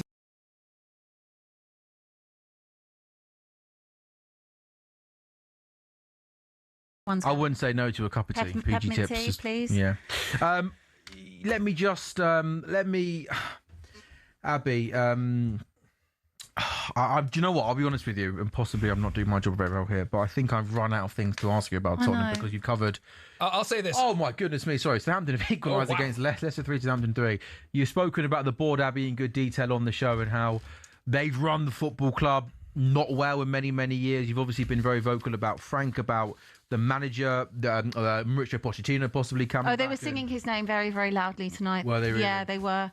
Do you know what? Even if they sack him, okay, which is fine, and then it needs to be someone that's actually going to keep us up. So I say Redknapp. I'm not even joking, because I reckon Harry would keep us up. He did it last time. Arguably, that was in October, November time. But it would have to be that kind of short term. Yeah, I'm obviously not saying get him back for permanent. I definitely not. But I think you need to have someone that's going to come in and say, do you know what? Right, go out there, arm around you. You're not as bad as you look. Also, Abby, even just with Free, he felt like the same with when United and Carrick came together. Even if a ball was kicked, he kind of lifted the move, didn't he? Just not having Amber in there. I would be stunned if Thomas Frank is in charge of the North London derby again. That 12-day gap as well gives me. I'd be stunned, Sam. I'd be stunned if he's still there in the morning. Yeah, no, stunned. sure. Stunned. For me, I think it almost feels untenable now, unmanageable. And again, I'm even to the point where they just have somebody temporary from the coaching staff who's already there. No, it can't be that. No, but it can't be John. It can't be Heitinger or whoever else. That's not raising anything. All I'm saying is just to give a new lease of life, even temporarily, just to get them away from this relegation zone. Don't have time. We don't have time for it. It needs to be someone that is going to get them going, get the crowd going, understands the club, can just get a good boost out of them for 12 games. That's it. That's what you need. The same way when I've seen Frank Lampard come and do it at Chelsea, the same way you saw Ole come and do it for you, Carrick doing it for you now. That's the type of energy you need. Someone that is just going to come in, vibes till the end of the season. We're going to pull ourselves out the relegation battle, arm around the players, and let's just go and do what we can until the end of the season, where ultimately one man is going to come back, please God, and hopefully it's not in the Championship. Because the way this is going, it can't be someone like Heisinger. Like, it just can't be. I do agree, though. I think if Frank It can't goes, be that. I don't think Get rid of all of them. promoting someone from within No, thank you. is the right thing to do. Definitely not. I do think there needs to be a new voice, a new change in the dressing room. I think also the fans will react better to if it is kind of, like, I think, Abby, a lot of people will take the mick out of you for kind of suggesting Harry Redknapp. I don't calling you a bit care. old school, but I do kind of think that type. Leicester wow. 3, Southampton 4. When it rains, it pours at Leicester, who have been deducted points only outside of the bottom three on goal. They were 3-0 up after 29 minutes. They're now 4-3 down at Leicester. Leicester 3, Southampton 4. Just on what you were saying, right? I couldn't care less if someone thinks that's a crazy idea. Who else would you give it to? It has to be someone that actually does care about the club. Like I said, give it to Martin Yole, give it to Harry Redknapp. I literally don't care To be fair, who it goes to. literally bring in the biggest passion merchant to the end of the season, stick a rocket up these players, you know what? Sherwood, Redknapp, anyone who gets it, because this little mouse. Tim Sherwood. Tim Sherwood. Oh, let's do it. Abby, would you like to look into your camera? And would you, because you know people see your name, your voice across social media, lots of Spurs fans. Would you like to, I don't know, make a plea to whoever into that camera about what you like to see from now until the end of the season, Abby? That camera's yours over there. What would I like to see from now until the end of the season? I would like to see Thomas Frank sacked. I would like to see, ideally, Vinay sacked as well. And he can take Johan Lange with him as well. Don't sit there and tell me that you can't find anyone to improve this team in the January transfer window. Look at the state of it. You couldn't find anyone to help out Thomas Frank. No, you couldn't find anyone to help out the list of injuries we've got. Okay, so they can all go. Medical team, they can go because they're horrendous. I watched them make Lucas Bergvall play on for another 5 to 10 minutes, and now he's out for 3 to 4 months in that game against Dortmund. Who else can go? If I had my way, probably quite a few players can go as well. But what I need someone to come in that is going to boost this team. Someone, like I said, put an arm around them, give an injection of energy, say, we know you're not as bad as what you look like. Allow them to play with freedom, allow them to take shots from outside the box, not worry about percentages and second balls and all of this because you're not very good at it anyway. I need someone to come and inject some life and energy. Do you know what is a weird shout? Ange. Do you know that's just crossed my mind? Really? It couldn't, could it? Oh, he is the kind of vibes, man. That would be one of the great Premier League stories, wouldn't it? But I'm not sure Spurs can go back to that. From I don't know, but you did finish 17th. We under did Ange finish last 17th, season. but when you're so desperate and you're starting to think that third season under him might have actually been all right. Plus we're in the Champions League. Every time Frank has been under real pressure this season, we've had a game 2 or 3 days later, and it feels like the owners didn't want to make a decision. Such a short turnaround. We now got a week and a half until our next game. Now we could go this week, Abby. That's a tweet from Lee Wilmot on Twitter. I think that's an interesting point, isn't it? I do think that the time in between, I think, is an important factor here. 12 days. There was no excuse. Would you have Ange back on a serious note? If he came back tomorrow, how do you feel? Yeah. You would? Yeah. I think what Abby's trying to... 17th last season. Weirdest thing, I'd literally just back him. Like, I'd be like, what do I have to lose? Like, what do I have to lose out of it? Relegation? Champions League? I've literally watched him do it. I've watched us finish 17th, and I've watched us win a trophy at the end of it. Please don't get me wrong. I don't think we're going to win the Champions League. It would take an absolute miracle. But if there's one man that I think that could actually do something as ridiculous, it'd be the greatest story of all time, I think, in football. If that man comes back, it's amazing because I was so Ange out by the end because I had had enough. I had enough, and that did take me up until like April. I was quite a late bloomer when it came to Ange. So was I. I was with you on that a lot. Yeah, but now I'm thinking that third season. He did say the third season's always better than the second one, and would I? So you think he knew he was going to get sacked and then come back? And then come back. What a story that would be! Imagine getting sacked from Spurs after you've won the Europa League, right? You then go to Forest, you get sacked again within, 31 days? Yeah, literally. Then you have some time. Then you come back to the club that sacked you. Then you go on and win another European trophy. And then they sack you again for Pochettino. I mean, what a couple of years he would have had. I'm here for it. I haven't seen her smile talking about Spurs for weeks. I know. Look at that big grin on now her this face. imaginary world that she's like... Oh, I take it. Hey, those teeth are great. You should have those teeth more often. Have you had those done? No, they're my teeth. They're great, by the way. It's the first time I've seen you smile in the studio. First time I've seen those. I haven't really had anything to smile at, Sam. Yeah, no, I know. I'm not disputing that. Scott, do you have anything else to add on Tottenham? Do you now think the Thomas Frank situation has gone beyond untenable, unmanageable? He has to go. I think he absolutely has to go. It is.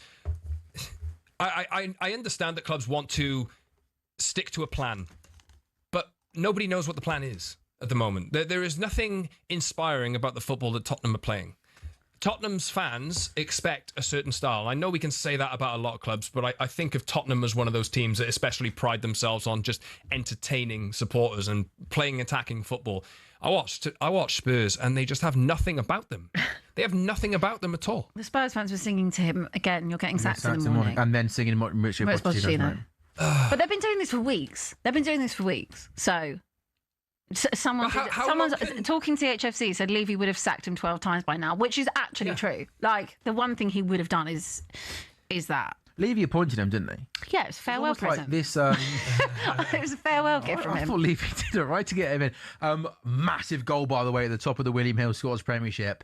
Hearts Hibernian, big derby. Hearts score a winner. Well, a possible winner in the 88th minute. Hearts 1, Hibernian 0.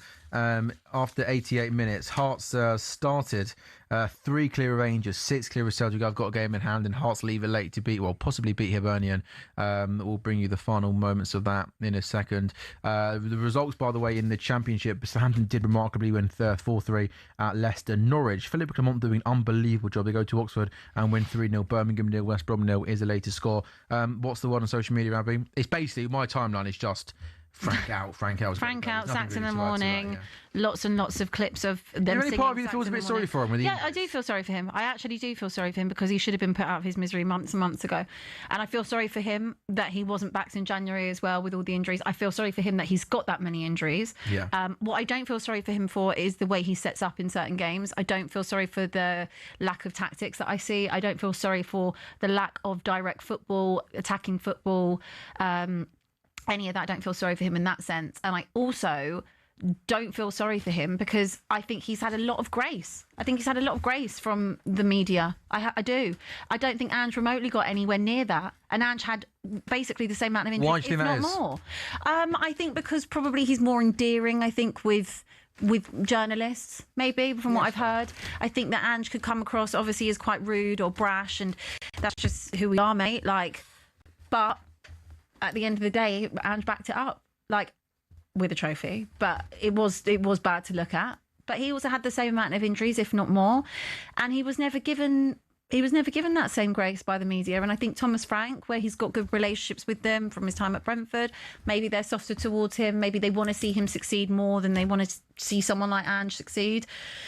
But yeah, I think he's probably got away with it a little bit with the media, if I'm honest. That's possibly fair. I mean, it's no league winning in 2026. There's 2 league wins in 17. The stats. How are they just entertaining this, though? Yeah, Still, how is that a thing? And if you've got 12 days or so to just find some kind of solution, the problem here is just taking the problem out. Doing something different. The problem is still going to be the players, right? There is still some. As much as I would say, the new interim head coach changes the feeling around the club. When your own fans are chanting at your manager getting sacked in the morning, you can't come back from that. Do you know what else is something? It's cowardly. The way he plays is cowardly football, and I think that's where we noticed it the most. Obviously against Chelsea the first time. Arsenal was the one where I was like, after day, Abbey, was embarrassing. City, Bournemouth, West Ham. It was because Newcastle came into it in bad form. Newcastle wanted but look at how many teams that have come into us or come to Spurs, or we've gone to them that are in bad form. This Dr. Tottenham thing is not a joke. It's an actual thing. I'm not joking. It's an actual thing. And I know it's not. It's always been there. Not just with Thomas Frank. Obviously, it's been particularly bad this year. Everyone can get an appointment, but it has always been there. And I genuinely feel like the football and the style, it's one thing to play boring football. It's one thing to play pragmatic football, right? We had fairly boring at times football under Jose or under Conte, and it was pragmatic. But there's cowardly football, wimp-ish football, where you're not even giving it a go. You're just sitting there like that, which is how I saw us against Chelsea and how I saw us against Arsenal in particular, just sit there waiting to get beaten up. That cannot run at a club like Tottenham Hotspur. Ever, ever, ever. Not when you're playing your biggest rivals, and certainly not when you're at home, and certainly not when you're having teams come to you like West Ham, who hadn't won in something like 13, was it? Or you're playing Bournemouth, who hadn't won in 11. You can't. It's unacceptable. Absolutely unacceptable. You're meant to be Tottenham Hotspur. You say you're a Big Six club, right? Don't know why we say we're a Big Six club, clearly, because we don't act like it. But you want to put yourself in that conversation as a Big Six club. Big Six clubs typically compete. Yeah, now, you've got all the history there. So what's happened with you in the last X amount of years? Like, you're the biggest club in the country. Like, it is what it is. But you've got to compete. And this club doesn't compete for anything. Do you see it compete for Carabao Cup? Do you see it compete for FA Cup? Do you see it compete for the Premier League? Do I see it compete in the Champions League? Someone on here will say, yeah, we are actually. We're competing. We're not really competing. Let's wait till we get to the knockouts. Just hold your horses, Gary. But, yeah, we don't compete for anything. And the only thing we're competing for now is to stay in this league. I think, Abby, we're going to wrap up the Spurs chat there, which Great, you'll be thank happy you. to know about. Unless you have something. No, I have nothing. I have absolutely nothing left to say. No. At least Absolutely you have nothing. a short break from watching. Buzzing. Give me a break. What are you going to do this weekend? It's Valentine's. Okay. Have you got a date? Maybe. Oh, good for you. Thank you.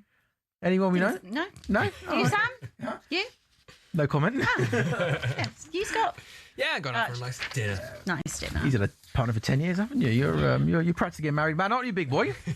Right, anyway, that's Saturday night. The next 10, Jared Bowen at the back post. No. Right, West Ham 1, Man United now 80 minutes gone. Scott, keep us up to date. What's been happening? It's back to a few weeks ago.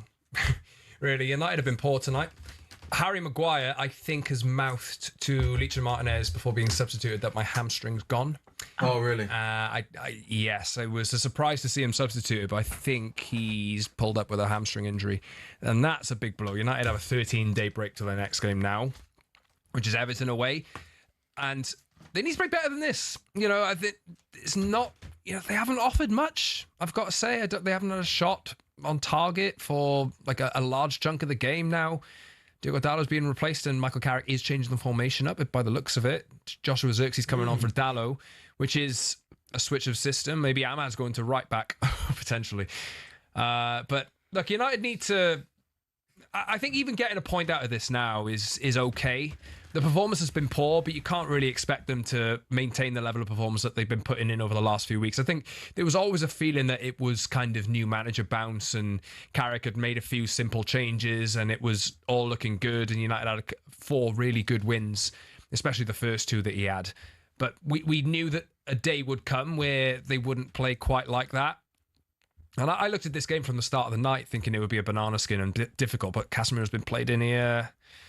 That's a corner, is it? I think that's good defending there. Okay. Being it bounced back off Casemiro. Yeah, United haven't given enough, really. They've made changes. Xerxes on, Sesko's on, but the attackers haven't really had a good night. Brian Mbeumo's been pretty much anonymous. Sesko had a speculative shot from 20 yards. And that was actually the last shot that United had on target. But yeah, it's not been good. I've not been happy with this at all. United have just let this drift, really. And this was an opportunity, really, to go here and pull ahead of Liverpool, who got a difficult game at Sunderland tomorrow. But West Ham have been on top for most of the night. And here they are again. So we got 82 minutes gone then in that game. West Ham would have 4 wins and 5 if they were to win this game. Sorry? No, nothing, carry on. Are you going home? No. Okay, you can if you want. No, I'm not. I was just moving. Okay. Just confirmation for those that are joining us live on talkSPORT's YouTube channel and on your smart TVs. It is talkSPORT Goals. We're with you until the conclusion of the West Ham Man United game, and then following us, it is the Sports Bar that is right after us, taking your calls on what has been a busy and dramatic night of Premier League football. The big headline is the Tottenham Hotspur lose again. Thomas Frank booed onto the pitch, booed off the pitch. Spurs, their awful record this year continues. They've now only managed 2 wins in 17 top-flight games since the start of November. Newcastle United weren't in good form themselves. They go to Spurs, they win by 2-1, and West Ham beating Man United by 1-0. The gap now between West Ham in 18th and Tottenham Hotspur would be just 3 points if West Ham can cling on to this victory against Man United. Thomas Souček scoring for them early on in the second half. Everton were leading Bournemouth by 1-0 at the turn of the second half. They added awful 15 minutes. They conceded 2 goals. They went down to 10 men. Elsewhere, Chelsea were 2 up at home to Leeds and absolutely cruising. Leeds scored 2 late goals to pick up a valuable point at Stamford Bridge. Cole Palmer missed a late open goal for Chelsea a couple of yards out. An astonishing miss. Confirmation in the William Hill Scottish Premiership. Hearts top of the table. They beat Hibernian by a goal to 0. They scored in the 88th minute to extend their lead to the top. A massive 3 points for Hearts against their big rivals, Hibernian. Confirmation of results in the Championship. Leicester were 3 up home to Southampton and lost by 4 goals to 3. Norwich's incredible recent form under Philippe Clement continues. They go to Oxford and win by 3 goals to 0. Birmingham 0, West Brom 0 is approaching full time in League One. Peterborough go to Mansfield, win 2-1. Wigan 1, Reading 2. 85 minutes gone. West Ham 1, Manchester United 0. Can Man United find a way to get themselves back into this game? Thomas Souček's goal early in the second half. The difference at the moment between the two sides. Joshua Zirkzee, interestingly, just come on for Diego Dallo. It looks like Brian Mbeumo's going to right back. That's what it looks like. It's a new one, certainly, but I think, Martinez, nice turn. Maybe Carrick has reacted a bit too late and not made the subs as early. Like United have, again, that's been poor. It's been poor for most of the night, and Carrick maybe reacted a bit too late, but I look at Sesko, he's come on and he just doesn't seem like up to the speed of it. The centre-backs have eaten him up, and there's been a couple of moments where he's had the ball played into his feet and, he kind of waits for the ball and allows a West Ham defender to get in ahead of him, and West Ham have just wanted it more. And I don't want to say that I had concerns that, the players have shown better performances over the last few weeks, but I've always had it in me, and why I was so patient with the old guy was because I think that the level can drop, and you don't know when. You don't know. They can turn it on sometimes, they can turn it off sometimes. And they never really turned it on under Ruben Amorim, to be honest. But that's the thing. That's the cultural thing that I still think exists there. And look, West Ham tonight have been far superior to United. I know they're on a good run of form. I know that West Ham's record against United over the last few years has been really good. But generally, that's a foul, surely. And that's handball. Nothing. Callum Wilson could be in here. That's really good goalkeeping by Lomans. He got played through on goal, but Lomans got himself into a good position. Read it well, came out and cleared. Now Manchester United come forward. Luke Shaw down the left-hand side. West Ham 1, Man United 0. Into the 87th minute, can Ahmad find a little bit of quality? Whips the ball into the box, is overhit, and that goes out for a throw-in. Confirmation that West Ham have brought Wilson on for Castellanos. McArthur and Skulls have also come on. Those Manchester United changes attacking when Šeško coming on for Cunha. But the attacking change was when Zirkzee came on for Dallo, the right back. Also an enforced change, Harry Maguire going off injured. In terms of the lively table as things stand, with West Ham United winning this game, West Ham in 18th on 26, Forest on 17th and 26. It's Spurs 29, Leeds 30, and Brighton 31. Interestingly, Forest tomorrow night, by the way, Abby, this could make your time even worse. Forest tomorrow night are playing Wolves. So if they win, they go level on points with you. You're fortunate they got a worse goal difference than you, so you'll remain. What is the goal difference? They're minus 13, you're minus 1. So you're minus 1 there. Amongst all the other relegation. West Ham minus. Brian Mbeumo gets the shot away, takes a wicked deflection, it bounces safe and he goes out for a corner. West Ham 1, Man United 0, 88 minutes gone. It's West Ham minus 16, Forest minus 13, Spurs minus 1, Leeds minus 9. So you've definitely got the best goal difference. As long as if we just got to keep level on points, you're fine. You're staying up. You're in the Premier League next season. Happy days. In the Championship, it does finish Birmingham 0, West Brom 0. Birmingham with a win would have moved into the top 6. West Brom just creep a touch away from the relegation, and they're having an awful season. Corner for Man United. Brian Mbeumo whips it in. The goalkeeper Hermanson decides to punch. Comes out to Ahmad, who works it back out to Brian Mbeumo. Now he goes back to Ahmad. Whip it in here, Scott, surely. Yeah, the quality's... in that final third tonight, the moment there from Ahmad. It's not been there. West Ham have defended really well. They frustrated United for a lot of the night, but I don't think United's level's been good enough. West Ham have looked more threatening, I've got to say. And... this is a team that was absolutely down and out. I can't believe the turnaround. Well, yeah, I can, because you know what? 4 wins and 5. I can believe it, really, because sometimes, it's lucky from Nuno as well, but, when you're fighting for your life, you've got to give everything for it, so you don't get put in a relegation battle and you don't get complacent with it. And the last couple of games, they've massively turned it around. Funnily enough, ever since they played Tottenham. Yeah, well, Dr. Tottenham will now definitely please see you. And also because he was under a bit of pressure, wasn't he? You know, people talking about, he's got 2 games to save his job, and ever since then they've, again, it would be 4 wins and 5 if they win this evening. And you have to, you've got players like Bowen in your team. You've got actually a little bit of quality, and you saw that with the goal, Scott, the way he managed to shift that ball onto his right foot, great ball across the face of goal. I always thought Bowen in the team, they had a real chance of staying up. It also helps that like Somerville has hit form at like a good time. Yeah, he's had a good game tonight as well. Yeah, I thought he caused Dallo real problems, didn't he? Yeah, he did. And Bowen's being substituted here. But I'm so sick of United losing to West Ham. Like, how does this keep happening? I'm so sick of it, I've got to be honest. But look, I think it does. Man United lost 4 of their last 6 Premier League games against West Ham. That's an awful record. If they lose, this will be the last 4 visits to this stadium as well. I have been there. I was there when United lost like 2 or 3-0 to West Ham under Jose Mourinho, and that feeling coming out of that stadium was absolutely terrible. Good few years ago now, but just have bad memories of this place, I got to be honest. And United haven't earned this. They haven't deserved this win tonight, and it is what I wanted to see tonight was just them being able to carry that positive momentum through this period now, because they're out of the cup. It'll be 13 days till their next game, and it's important that they keep the good feeling up. But if there's that risk again now over the next couple of weeks of people questioning Carrick, for example. And, I'm not sure that's fair. No, but people will say 4 wins in a row. No, one but defeat. People will say that they already didn't need any there was no ammunition to give or use when he was winning 4 in a row, and people were saying, he definitely shouldn't get the job.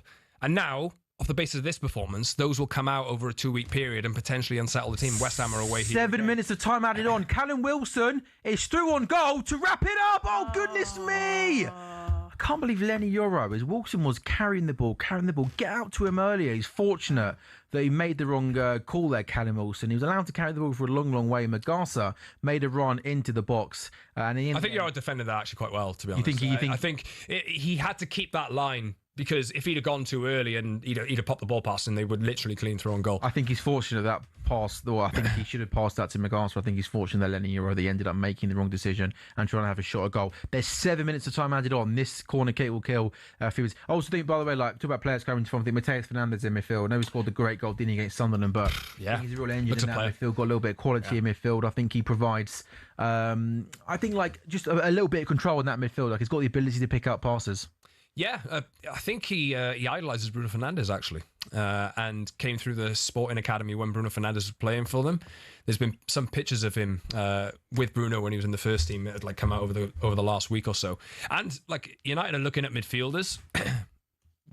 They could do a lot worse. But so, Scott, just back to Carrick, did you think that kind of his upturn in form, Man United's upturn in form, was more of just like a bounce back kind of thing, new manager bounce? The United players would just not enjoy not playing under Ruben Amorim? Or do you think you have to give Carrick credit for his tactics and the way he sets the team? You definitely have to give Carrick credit. You absolutely do. And I have been really happy with what he's done so far. It's just that this squad, Adama Traore. Can he get a shot away? He can! Well, that's good defending there. Adama Traore on as a substitute, goes inside the box on the left-hand side. He got a shot away, but Lenny Euro, the really good last-ditch tackle, but it goes out for another West Ham corner, which will kill a little bit more time. Yeah, the concern I've had really is, I think they were riding the crest of a wave, and everybody had started to feel a bit better, and it was something different. But there would come a time where this would happen. I was hoping it'd be later down the line in the season. If you're giving them this kind of framework of how to defend, and you're allowing them then to have lots of freedom, if they come up against a team that's well drilled, if you don't have those, attacking coaching patterns that are drilled into you, then you might look a little bit ordinary. And I think I'm not saying that's what's happened tonight. United have had an off night for sure, but this team have this habit of putting in really good performances against good teams, and then difficult grounds. Actually, no, we don't want even it the quite Fulham game at home, which was a last-minute goal. I didn't think that. Yeah, I wasn't entirely convinced by that game either. And this is a big part of the reason why I was so patient with Amorim before, because he was the one calling that out, that attitude out. And look, in the grand scheme of things, United's recent run has really put them back into the Champions League discussion. Let's hope they can. That's a big chance. Bruno Fernandes whips in a really good ball, and Joshua Zirkzee, the near post, gets up above everyone, flicks it on, and it just crawls past the far post, doesn't it? And of course, Abby, Tottenham Hotspur supporting Abby, is supporting a Man United goal here as much as Man United supporting Scott Saunders. Absolutely. I mean, that is just. Has that even grazed it? Or it's just. It's just gone wide. Just gone wide. I mean, obviously it does help me if you could get a result here. But I mean, look, I think you have to give all the credit to West Ham. You're banging form right now. Regardless of your record at the minute, this is massive for West Ham if they're going to stay up. 11 points for Forest. It's huge, and you would not have foreseen this a couple of weeks ago. Hopefully they drop off again, but this is. I'm part of me is surprised and part of me isn't surprised about your result tonight. I thought this would be a difficult game. I thought it would. I thought it would be because the games against City and the games against Arsenal, you weren't favourites. You were the underdogs coming into that, and I think that United actually tend to do better when you're not favourites for something. Yeah, well done. That's an example of why West Ham have been so. He's offside. He's offside. But that's an example of why West Ham have been so much better tonight. Decent save, but they've been getting to the ball first, and United had a decent day against Tottenham the other day because Tottenham for half an hour or so they did. Give a bit, but once the red card happened, you can't give. They were just able to just play against a team that were there for the taking. Really, West Ham have not allowed them to have time. Fulham was a battle for you, probably about with a team that's probably not far off you, if that makes sense, in terms of where you're probably. They're only a few points behind you. Yeah, but I mean just in terms of I think that your attack is very good. When we look at Mbeumo, when we look at Cunha, when we look at Bruno, obviously Ahmad, you've got good players there. I think Fulham have got some half decent players, but I think that those massive wins with you as an underdog kind of again shifted the mentality that you're so back and don't get me wrong, you've massively improved, but the bar again. Shefko score! Finish! Oh, what a goal that is! Absolute. How has he done that? Absolute heartbreak. How has he done that? Absolute heartbreak for West Ham United. How did that go in that corner? But Benjamin Sesko has just scored an outstanding first-time finish from a cross on the right-hand side.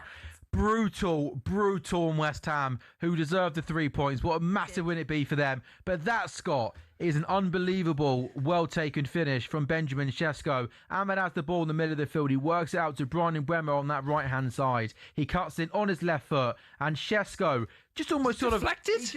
No, I think... How has he put that in that corner? Oh my God! What a finish! That is unbelievable. From the near post, he just guides it, almost flicks it, cushions it into the near post, and that technically that's an outstanding finish. That is an unbelievable. Pops up with a banger against Fulham. Pops up with another one. And that is the thing, right? United have been. I was saying just now, United have been poor tonight. Probably deserved to lose this game. But one thing Michael Carrick has brought back is that never say die. Never say die. They're showing more all the basics. They're more fighting, more hunger, more determination. They haven't shown fight in comparison to what West Ham have given. But that's what you've got for to a lot of the night. But they have hung in there. But that's what you've got to do. That is what the point of sacking a manager is and getting someone in, right? They play for the shirt, they play for the badge. You play with freedom. You have a whole new lease of life, and you never say die attitude. And that's what you've been good at, especially since he's come in those last few games, being an underdog. And taking your chances whenever you can. It's starting for West Ham. Obviously, I'm buzzing right now. Yeah, I'm sure you're buzzing. Yeah. But buzzing is... I'm sure you're so happy right now. Buzzing is an overstatement. Give it another minute. Buzzing. Come on. Here's Ahmad. Oh, they can't come on. Ahmad is through, down the right-hand side. He goes, that's such a bad ball. How's that pass so bad, Scott? He has so much space and time to run into. I can't believe he's picked out the wrong pass. He still can't cut his hair. After all that.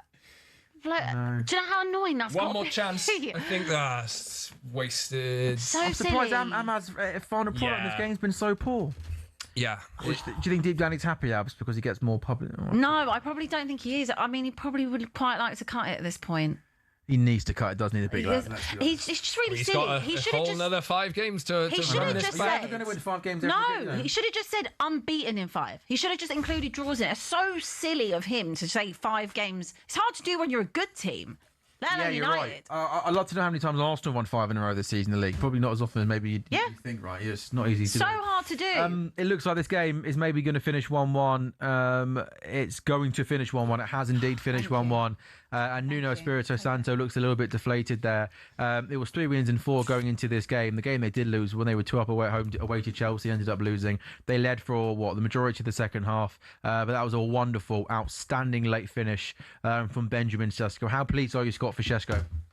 Look, he's had a tough time, but that finish was absolutely unbelievable. I think he actually had a tough time after coming on, to be honest. Like he had the ball played into his feet, and West Ham defenders were just getting there ahead of him, anticipating the ball first, and United didn't really have a focal point for most of the night to play off, and West Ham probably deserved to win. But I think the big thing is that United did just hang in there, and then they do have, like you just said a moment ago, they do have quality in attack, and Sesko had that big goal against Fulham.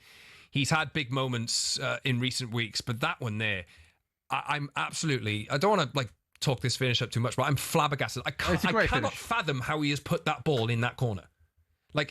It's a brilliant, brilliant finish. And you associate Benjamin Sesko really with striking the ball really hard, but that was deft, it was delicate, and I expected that to go in the other corner. It's a lovely finish. Yes, it's a great finish, and I think it's a big moment for him as well.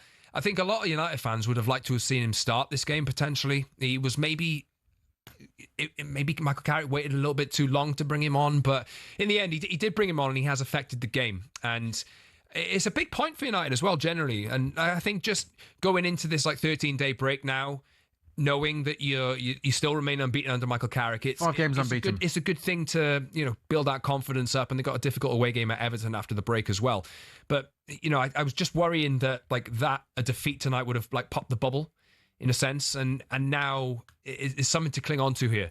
And I don't think United really deserved anything out of the game tonight. And when you can pick up points like that, it's a good sign. The point for Man United takes them to 45, Chelsea 44. Liverpool, who play tomorrow night, and Brentford, who both play tomorrow night on Thursday night on 39, could get to 42 in the coming days. West Ham go to 24, so that's 2 behind Forest, who play Wolves tomorrow night. Spurs 29, Leeds 30. West Ham's next league game is Bournemouth at home, which feels like a big game. They're the kind of Bournemouth are a good team and had a good win tonight. But those are the kind of games, aren't they, really, that West Ham are going to need to win this season if they are to stay up. This is talkSPORT Goals Live on talkSPORT's YouTube channel and your smart TVs. The Sports Bar is coming up in around a few minutes' time. I'll just round up then what's been a thoroughly enjoyable night of football, guys, by the way. I've very much enjoyed it. I know you haven't, Abby. I'm sorry about that. Not for us, really, actually. No. Spurs versus Newcastle. Spurs started the evening, sits clear of the relegations, was ranked as the Tottenham manager. West Ham United, they went into the game tonight home to Man United, 3 wins in 4. They were leading Man United for large parts of that game. Michael Carrick's team scored a late goal. 5 unbeaten now are Manchester United under Michael Carrick. They remain 4th in the Premier League table. Chelsea versus Leeds. Chelsea did have 4 league wins in or under Liam Rossini going into the game tonight. They were 2 up at home to Leeds, pegged back 2-2. Elsewhere it finished Everton 1, Bournemouth 2. Abby, Scott, thank you very much. We'll take a little bit of a break, and talkSPORT Girls will be back weekend after next for Spurs Arsenal in the North London derby. 4 great games tonight. My God. 4 great games tonight in the Premier League. If you are watching on talkSPORT's YouTube channel or your smart TVs, don't go anywhere. The Sports Bar is next. You know the number by now, 03717 223344. Get your calls into the boys.